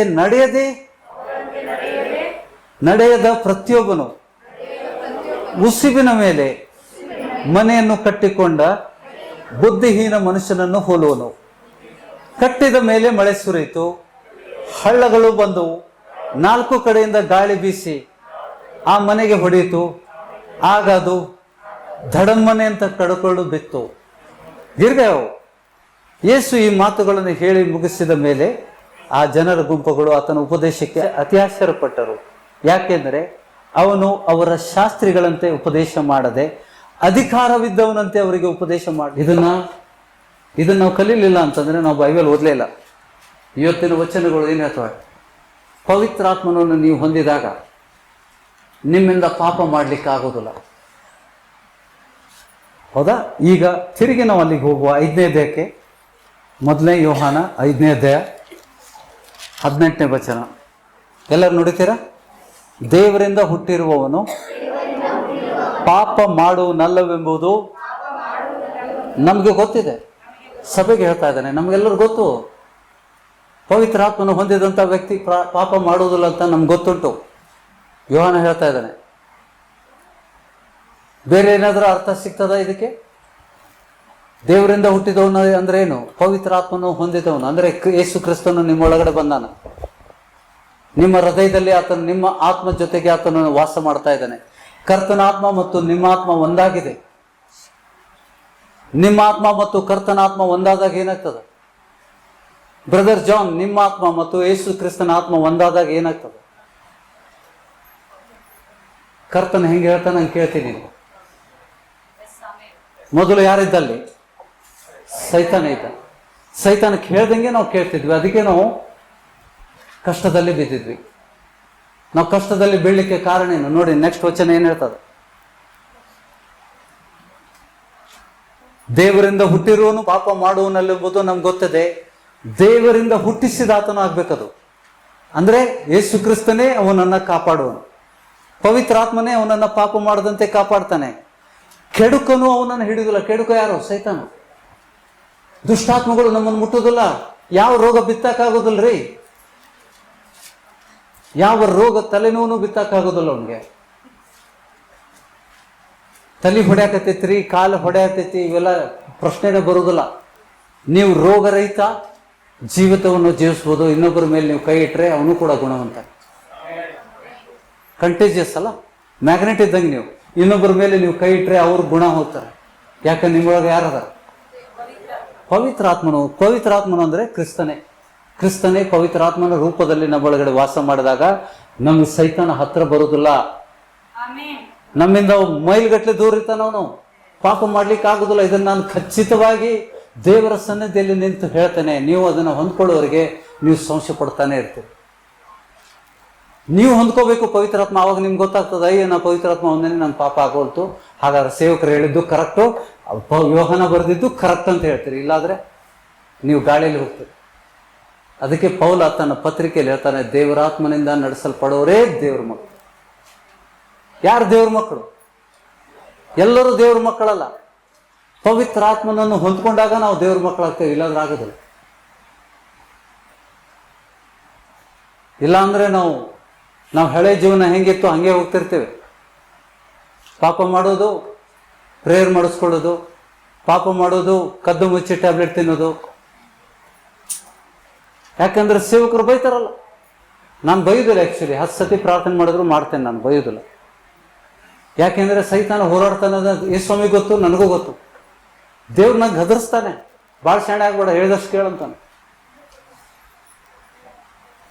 ವಚನ ನೋಡಿ, ದೇವರಾತ್ಮ ಮಾತಾಡ್ತಾನೆ ನಿಮ್ಮ ಜೊತೆಗೆ. ಆತನು ನಿಮ್ಮ ಸಹಾಯಕ. ಆತನು ನಿಮಗೆ ಏನಂತ ಕಟ್ಟಿದ್ದಾನೆ? ನಿಮಗೆ ಬೇರೊಬ್ಬ ಸಹಾಯಕನನ್ನಾಗಿ ಕಳಿಸ್ತಾನೆ. ಏನು ಸಹಾಯ ಮಾಡ್ತಾನೆ? ಎಲ್ಲದರಲ್ಲಿ ಸಹಾಯ ಮಾಡ್ತಾನೆ. ನೀವು ಪವಿತ್ರಾತ್ಮ ಹೊಂದಿದಾಗ ನೀವೇನು ಪ್ರಾರ್ಥನೆ ಮಾಡ್ತೀರಿ ಅದಕ್ಕೆ ಉತ್ತರ ಸಿಗ್ತದೆ. ನೀವು ಪವಿತ್ರಾತ್ಮನ ಹೊಂದಿದಾಗ ನೀವೇನು ಕೇಳ್ಕೊತೀರಿ ದೇವರಿಂದ ಅದನ್ನು ಒದಗಿಸ್ತಾನೆ. ನೀವೆಂದೂ ಕೊರತೆ ಬೀಳುವುದಿಲ್ಲ. ಎಂದು ಕೊರತೆ ಬೀಳುವುದಿಲ್ಲ. ಅದಕ್ಕೆ ಅಪೊಸ್ತಲರು ಬಿದ್ದು ಹೋಗ್ಲಿಲ್ಲ, ನಂಬಿಕೆಯಿಂದ ಬಿದ್ದು ಹೋಗ್ಲಿಲ್ಲ. ಅವರು ಪಾಪ ಮಾಡಲಿಲ್ಲ, ಕೊನೆವರೆಗೂ ನೀತಿವಂತರಾಗಿ ನಡೆದು. ಯಾಕೆಂದ್ರೆ ದೇವರು ಅವ್ರಿಗೆ ವಾಗ್ದಾನ ಮಾಡಿದ್ದೇನು? ಹಮೇಶ ಕೇಳಿ, ಯುಗದ ಸಮಾಪ್ತಿಯವರೆಗೆ ನಿಮ್ಮ ಜೊತೆಗೆ ಇರ್ತೇನಂತ. 28ನೇ ಅಧ್ಯಾಯ ಮತ್ತಾಯನ ಸುವಾರ್ತೆ 16ನೇ ವಚನದಿಂದ ಓದಿ. ಯೇಸುವಿನ ಕಡೆ ಮಾತುಗಳು. ಭೂಲೋಕವನ್ನು ಬಿಟ್ಟು ಹೋಗೋಕ್ಕಿಂತ ಮುಂಚೆ ಯೇಸ್ವಾಮಿ ತನ್ನ ಶಿಷ್ಯರ ಜೊತೆಗೆ ಮಾತಾಡಿದಂಥ ಕೊನೆ ಮಾತುಗಳು. 28ನೇ ಅಧ್ಯಾಯ 16ನೇ ವಚನ. ಬಳಿಕ 11 ಮಂದಿ ಶಿಷ್ಯರು ಗಲಿಲಾಯಕ್ಕೆ ಹೋಗಿ ಯೇಸು ತಮಗೆ ಗೊತ್ತು ಮಾಡಿದ ಬೆಟ್ಟಕ್ಕೆ ಸೇರಿದರು. ಅಲ್ಲಿ ಆತನನ್ನು ಕಂಡು ಆತನಿಗೆ ಅಡ್ಡ ಬಿದ್ದರು. 11 ಮಂದಿಯಲ್ಲಿ ಕೆಲವರು ಸಂಶಯಪಟ್ಟರು. 11 ಮಂದಿ ಶಿಷ್ಯರಲ್ಲಿ ಕೆಲವರು ಸಂದೇಹ ಪಟ್ಟರು. 11 ಮಂದಿ ಇದ್ದಾರೆ ಈಗ. ಯಾಕಂದ್ರೆ ಒಬ್ಬವನು ಸುಸೈಡ್ ಮಾಡ್ಕೊಂಡ, ಇಸ್ಕರಿಯೋದ. ಅಲ್ಲಿ ಆತನನ್ನು ಕಂಡು ಆತನಿಗೆ ಅಡ್ಡ ಬಿದ್ದರು. ಆದರೆ ಕೆಲವರು ಸಂದೇಹ ಪಟ್ಟರು. ಆಗ ಯೇಸು ಹತ್ತಿರಕ್ಕೆ ಬಂದು, ಸ್ವಾಮಿ ಹತ್ತಿರ ಬಂದಾಗ ಕಿವಿ ಮಾತದು. ಸ್ವಾಮಿ ಹತ್ತಿರ ಬಂದು ಮಾತಾಡಬೇಕಾದ್ರೆ ಕಿವಿ ಮಾತದು. ಪರಲೋಕದಲ್ಲಿಯೂ ಭೂಲೋಕದಲ್ಲಿಯೂ ಎಲ್ಲ ಅಧಿಕಾರವು ನನಗೆ ಕೊಡಲ್ಪಟ್ಟಿದೆ. ಭೂಲೋಕದಲ್ಲಿ ಪರಲೋಕದಲ್ಲಿ ಎಲ್ಲ ಅಧಿಕಾರ ನನಗೆ ಕೊಡಲ್ಪಟ್ಟಿದೆ. ಆದುದರಿಂದ ಹಾಗಾದ್ರೆ ಈ ಅಧಿಕಾರಕ್ಕೆ ಏನಾದರೂ ಸಂಬಂಧ ಉಂಟಾ? ನಮಗೆ ಸಂಬಂಧ ಇದೆ. ಯಾಕೆಂದ್ರೆ ಆದುದರಿಂದ ನೀವು ಹೊರಟು ಹೋಗಿ ಎಲ್ಲ ದೇಶಗಳ ಜನರನ್ನು ಶಿಷ್ಯರನ್ನಾಗಿ ಮಾಡ್ರಿ. ಅವರಿಗೆ ತಂದೆ ಮಗನ ಪವಿತ್ರಾತ್ಮನ ಹೆಸರಿನಲ್ಲಿ ದೀಕ್ಷಾಸ್ನಾನ ಮಾಡಿಸಿರಿ. ಮತ್ತೆ ನಾನು ನಿಮಗೆ ಆಜ್ಞಾಪಿಸಿದ್ದನ್ನೆಲ್ಲ ಕಾಪಾಡಿಕೊಳ್ಳೋದಕ್ಕೆ ಅವರಿಗೆ ಉಪದೇಶ ಮಾಡ್ರಿ. ನಾನೇನು ಉಪದೇಶ ಮಾಡಿದ್ದೇನೆ ಅದನ್ನೇ ಮಾಡಬೇಕು, ಬೇರೆ ಬೇರೆದಲ್ಲ. ನಾನು ಯುಗದ ಸಮಾಪ್ತಿಯವರೆಗೂ ಎಲ್ಲ ದಿವಸ ನಿಮ್ಮ ಸಂಗಡ ಇರುತ್ತೇನೆ ಎಂದು ಹೇಳಿದನು. ಏನು? ಯುಗದ ಸಮಾಪ್ತಿಯೊಳಗೆ ಎಲ್ಲ ದಿವಸ, ಒಂದು ದಿವಸ ತಪ್ಪದೆ ಬಿಟ್ಟು ಹೋಗ್ತೇನಂತ ಎಂದು ಹೇಳಲೇ ಇಲ್ಲ. ಪವಿತ್ರಾತ್ಮನು ನೀವು ಒಂದು ಸತಿ ಹೊಂದ್ಬಿಟ್ರೆ ಲಾಸ್ಟ್ವರೆಗೆ ಮುದ್ರೆ ಅದು. ನೀವು ಪಾಪ ಮಾಡುವುದೇ ಇಲ್ಲ. ನೀವು ಹೊಂದಿಲ್ಲ ಅಂತಂದ್ರೆ ನಿಮ್ಮ ಚಕ್ರ ಸೈತಾನ ಬರುವುದು ಹೋಗೋದು ಇದ್ದೇ ಇರ್ತದೆ. ನೀವು ಬಾಗಿಲ ತೆಗೆದಾಗ ಸೈತಾನ ಬರ್ತಾನ, ಸೇವಕರು ಬಂದು ಗೆಟ್ ಔಟ್ ಅಂದಾಗ ಹೋಗ್ತೈತಿ. ಸ್ವಲ್ಪ ಬಿಡುಗಡೆ ಆಗ್ತದೆ ಸ್ವಲ್ಪ ದಿವಸ. ಮತ್ತೆ ಏನಾದರೂ ತಪ್ಪು ಮಾಡ್ತೇವೆ, ಮತ್ತೆ ಅವನು ಬರ್ತಾನೆ. ಅದಕ್ಕೆ 5, 6, 7ರಲ್ಲಿ ಏನು ಹೇಳಿದ್ದಾನೆ? ನಿನಗೆ ವೈರಿ ಇರಲೇಬಾರ್ದು, ನಿನ್ನ ವೈರಿಯನ್ನ ನೀನು ಪ್ರೀತಿಸು. ವೈರಿ ಪ್ರೀತಿಸಿದ್ರೆ ಏನಾಗ್ತೈತಿ? ವೈರಿಯನ್ನ ತೆಗೆದಾಕದಂಗೆ ನಿನ್ನ ಜೀವನದಿಂದ. ಕೆಟ್ಟದನ್ನ ಒಳ್ಳೆತನದಿಂದ ಗೆಲ್ಲು ಅಂತಾನೆ. ಇವತ್ತಿನ ದಿವಸ ಇಡೀ ಜಗತ್ತಲ್ಲಿ ಈಸ್ಟರ್ ಹಬ್ಬ ಆಚರಿಸ್ತಾರೆ, ಯೇಸುಸ್ವಾಮಿ ಪುನರುತ್ಥಾನ. ನನ್ನ ಯೇಸುಸ್ವಾಮಿ ಎದ್ದು ಎಷ್ಟೋ ವರ್ಷ ಆಯ್ತು. ಒಳಗಡೆ ಇದ್ದಾನ, ನನ್ನ ಹಬ್ಬ ಯಾಕೆ ಮಾಡ್ತೀನಿ ನೀನು? ನನ್ನ ಮರಣವನ್ನು ಪ್ರಚುರಪಡಿಸೋದಕ್ಕೆ ರೊಟ್ಟಿ ಮುರಿ ಅಂತ ಹೇಳೇನಲ್ಲ, ಅಷ್ಟ ಸಾಕು. ಮತ್ತೆ ಗುಡ್ ಫ್ರೈಡೆ ಯಾಕೆ ಮಾಡ್ತೀವಿ? ಎಷ್ಟೋ ಜನಕ್ಕೆ ಹೊಸಬ್ರಿಗೆ ಹೇಳ್ತೇನೆ, ಹಳಬ್ರಿಗೆ ಗೊತ್ತಿದೆ. ಪ್ರತಿ ವರ್ಷ ಗುಡ್ ಫ್ರೈಡೆ ದಿವಸ ಯಾಕೆ ಬರ್ತದ್ರಿ? ಈಸ್ಟರ್ ಹಬ್ಬ ಸಂಡೇ ಯಾಕೆ ಬರ್ತದೆ? ಇದನ್ನ ತೀರ್ಮಾನ ಮಾಡೋನು ಯಾರು? ಎಲ್ಲ ಹಬ್ಬ ಈಗ ನಿಮ್ ದೀಪಾವಳಿ ಅದೇ ದಿವ್ಸ ಬರ್ತಿತ್ತ? ವರ್ಷ ಒಂದೇ ದಿವ್ಸ ಬರ್ತದೆ. ಮತ್ತೆ ಈ ಕ್ರಿಶ್ಚಿಯನ್ರ ಹಬ್ಬ ಯಾಕೆ ಬರ್ತದೆ? ಇಷ್ಟಕ್ಕಿಂತ ಮುಂಚೆ 3 ದಿನ ಶುಕ್ರವಾರ ದಿವಸ ಯೇಸುಸ್ವಾಮಿ ಸತ್ತಿದ್ದು ಅಂತ ಮಾಡ್ತಾರೆ. ಯೇಸುಸ್ವಾಮಿ ಸತ್ತಿದ್ದು ಬುಧವಾರ.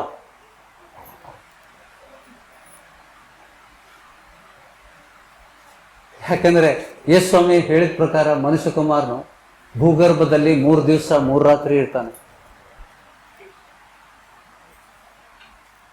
ಹೌದಲ್ಲ? ಸೊ ಲೆಕ್ಕ ಮಾಡ್ರಿ. 3 ಗಂಟೆಗೆ, ಮಧ್ಯಾಹ್ನ 3 ಗಂಟೆಗೆ ಯೇಸುಸ್ವಾಮಿ ಪ್ರಾಣ ಬಿಟ್ಟ. Jesus left his spirit, his surrendered his spirit at 3 o'clock in the afternoon. ಮಧ್ಯಾಹ್ನ ಅಥವಾ ಸಾಯಂಕಾಲ ಅನ್ರಿ, 3 ಗಂಟೆಗೆ. 3 ಗಂಟೆಗೆ ಯೇಸುಸ್ವಾಮಿ ಕೊನೆ ಉಸಿರು ಹೇಳ್ದ. ಹೌದಲ್ಲ? ಅಲ್ಲಿಂದ ಲೆಕ್ಕ ಹಾಕ್ಬೇಕಾ? 3 ದಿವಸ 3 ಲೆಕ್ಕ ಮಾಡ್ರಿ. ಶುಕ್ರವಾರ 3 ಅಂತಂದ್ರೆ ಶನಿವಾರ 3, 1 ದಿವಸ 1 ರಾತ್ರಿ ಆಯ್ತು. ಶನಿವಾರ ಮಧ್ಯಾಹ್ನ 3 ಗಂಟೆಗೆ 1 ದಿವಸ 1 ರಾತ್ರಿ ಆಯ್ತು. ಸಂಡೇ ಮಧ್ಯಾಹ್ನ 3 ಗಂಟೆಗೆ 2ನೇ ದಿವಸ ಆಯ್ತು. ಸೋಮವಾರ 3 ಗಂಟೆಗೆ 3 ದಿವಸ 3 ರಾತ್ರಿ ಆಯ್ತು. ಆದ್ರೆ ದೇವರ ವಚನದಲ್ಲಿ ವಾರದ ಮೊದಲನೇ ದಿವಸ ಅಂದ್ರೆ ಆದಿತ್ಯವಾರ ಬೆಳಗಿನ ಜಾವದಲ್ಲಿ ಇನ್ನೂ ಕತ್ತಲೆ ಇರುವಾಗಲೇ ಮಗ್ದಲದ ಮರಿಯಳು ಸಮಾಧಿಗೆ ಹೋದಾಗ ಸಮಾಧಿ ತೆರೆದಿದ್ದನ್ನು ನೋಡ್ತಾಳೆ. ಯೇಸುಸ್ವಾಮಿ ಎದ್ದಿದ್ದು ಬೈಬಲ್ ಪ್ರಕಾರ ಆದಿತ್ಯವಾರ. ಯೇಸುಸ್ವಾಮಿ ನಾನು ಎದ್ದು ಬಂದಿದ್ದು ದಿವಸ ಆಚರಣೆ ಮಾಡಂತೆ ಎಲ್ಲಾದ್ರೂ ಹೇಳಿದಾರ? ಅಪೊಸ್ತಲರು ಹೇಳಿದಾರ? ಹಾಗಾದ್ರೆ ಫ್ರೈಡೆ ಸಾಟರ್ಡೆ ಸಂಡೇ ಇದನ್ನ ಈ ಪ್ಯಾಟರ್ನ್ ವರ್ಷ ಇದೇ ದಿವಸ ಬರಬೇಕು ಅಂತ ತೀರ್ಮಾನ ಮಾಡೋನು ಯಾರು? ದೊಡ್ಡ ವಿಗ್ರಹಾರಾಧಕ, ಈ ಜಗತ್ತಿನ ದೊಡ್ಡ ವಿಗ್ರಹಾರಾಧಕ. 127 ಕೋಟಿ ಜನರಿಗೆ ಮೋಸದಲ್ಲಿಟ್ಟಂತ ವಿಗ್ರಹಾರಾಧಕ ಪೋಪ್. ರೋಮನ್ ಕ್ಯಾಥಲಿಕ್ ಸಭೆಯನ್ನ ನಡೆಸುವಂತ ಪೋಪು ಅದನ್ನ ಪ್ರತಿ ವರ್ಷ ಕ್ಯಾಲೆಂಡರ್ ಸಿದ್ಧ ಮಾಡ್ತಾರೆ. ಅದನ್ನ ನಮ್ಮ ಮಕ್ಕಳು, ದೇವ್ರ ಮಕ್ಕಳು ದೇವರಾತ್ಮ ಹೇಳ್ತಾನೆ ಆಚರಣೆ ಮಾಡಬಾರದು. ಅದು ಬಂದಿದ್ದು ಯಾರಿಂದ? ಜನರನ್ನ ನಾಶನದ ಮಾರ್ಗದಲ್ಲಿ ಒಯ್ಯುವಂತ ಅಧರ್ಮ ಸ್ವರೂಪನವನು. ಅವನ ಹೆಸರು ಅಧರ್ಮ ಸ್ವರೂಪನ ಅಂತ ಕೊಟ್ಟಿದ್ದಾನೆ ಬೈಬಲಲ್ಲಿ. ಮಹಾಜಾರ ಸ್ತ್ರೀ ಯೂನಿಫಾರ್ಮ್ ಕೊಟ್ಟಿದ್ದಾನೆ. ಎಲ್ಲಿ ವಾಸಸ್ಥಾನ ಮಾಡ್ತಾನೆ, ಅವನು ಮಾಡುವಂತ ಅವನ ಆಫೀಸ್ ಎಲ್ಲಿದೆ, ಎಲ್ಲಿಂದ ಮಾಡ್ತಾನೆ, ಏನ್ ಬೋಧನೆ ಮಾಡ್ತಾನೆ, ಎಲ್ಲವನ್ನು ಕೊಟ್ಟಿದ್ದಾನೆ. ದೇವ್ರ ವಾಕ್ಯದಲ್ಲಿ ಎಲ್ಲವೂ ಬರೆದಿಟ್ಟಿದೆ. ಇತಿಹಾಸ ಮುಂಚೆನೆ ಬರೆದಿಟ್ಟಿದ್ದಾನೆ ದೇವರು. ನಾವು ಓದ್ಬೇಕು. ಪವಿತ್ರಾತ್ಮನು ನೀವು ಹೊಂದಿದಾಗ ಪವಿತ್ರಾತ್ಮನು ಎಲ್ಲವನ್ನೂ ಸತ್ಯವನ್ನು ನಿಮ್ಗೆ ತಿಳಿಸ್ತಾನೆ. ನಮ್ಮ ನಿಜವಾದ ಬೋಧಕ ಯಾರು? ಯೇಸುಸ್ವಾಮಿ ಹೇಳಿದ್ದು, ತಂದೆಯಿಂದ ಕೇಳಿ ಕಲ್ತವರು ನನ್ನ ಬಳಿಗೆ ಬರ್ತಾರೆ. ತಂದೆಯಿಂದ ಕೇಳಿ ಕಲೀಲಿಲ್ಲ ಅಂದ್ರೆ ಯೇಸುಸ್ವಾಮಿ ಬಳಿಗೆ ನೀವು ಬರೋದಿಲ್ಲ. You are outside. ಹೇಳಿದ್ದೇನ? ಎಷ್ಟು ಸತಿ ಕಲಿಸಿದ್ದೇನೆ. ಆದ್ರೂ ನಾವು ದೇವ್ರ ಮಕ್ಕಳು ಅನ್ಲಿಕ್ಕೆ ಏನ್ ಬೇಕು ನಮ್ಗೆ? ಪವಿತ್ರಾತ್ಮನ ಬೇಕು. ಪವಿತ್ರಾತ್ಮನ ಜೊತೆಗೆ ಮಾತಾಡೋರಾಗಿರ್ಬೇಕು, ಸಂಭಾಷಣೆ ಇರಬೇಕು. ರೋಮಪುರದ ಪತ್ರಿಕೆ 8:14 ನೋಡ್ರಿ. ಪವಿತ್ರಾತ್ಮನು ನಮಗೆ ಸತತವಾಗಿ ಎಚ್ಚರಿಸಿ ಮಾತಾಡುವನಾಗಿರ್ಬೇಕು. ನಾವು ತಪ್ಪು ಮಾಡಿದಾಗ ಎಚ್ಚರಿಸಬೇಕು. ನಮಗೆ ಮಾರ್ಗದರ್ಶಕ ಯಾರು? ಪವಿತ್ರಾತ್ಮನು. ಇವತ್ತಿನ ದಿವಸ ನಮ್ಮ ಮಧ್ಯದಲ್ಲಿ ನಮ್ಮ ಸಹೋದರಿ ಮಂಜುಳಾ ಜಾಧವ್ ಚಿಕ್ಕೋಡಿಯಿಂದ ಒಂದು ಹಳ್ಳಿಯಿಂದ ಬಂದಿದ್ದಾರೆ. ಚಿಕ್ಕೋಡಿನ ಕೇದೂರು ಹಾಂ ಕೇರೂರು ನನಗೆ ಈ ಅಕ್ಕಪಕ್ಕದಲ್ಲಿ ಹಳ್ಳಿಗಳು ಗೊತ್ತಿಲ್ಲ. ತಿಗದೋಳಿ ಒಂದು ಬಿಟ್ರೆ ನಾನು ಓಡಾಡೋದು ಕಡಿಮೆ. ತಿಗದೋಳಿ ಎಲ್ಲಿ ಅಂದರೆ ಬೇಕಾದ್ರೆ ಕರ್ಕೊಂಡು ಹೋಗ್ತೀನಿ, ಅಷ್ಟು ಪರ್ಫೆಕ್ಟ್ ಆಗಿಬಿಟ್ಟಿದ್ದಾರೆ. ಬೇರೆ ಅವರು ಬಂದಿದ್ದಾರೆ, ಅವ್ರಿಗೋಸ್ಕರ ನಾವು ಎಲ್ಲರೂ ಪ್ರಾರ್ಥಿಸುವ. ಅವ್ರ ದೀಕ್ಷಾಸ್ಥಾನ ಆಗಿದೆ, ಅವ್ರಿಗೆ ಈಗ ವಚನ ಸಿಕ್ಕಿದೆ.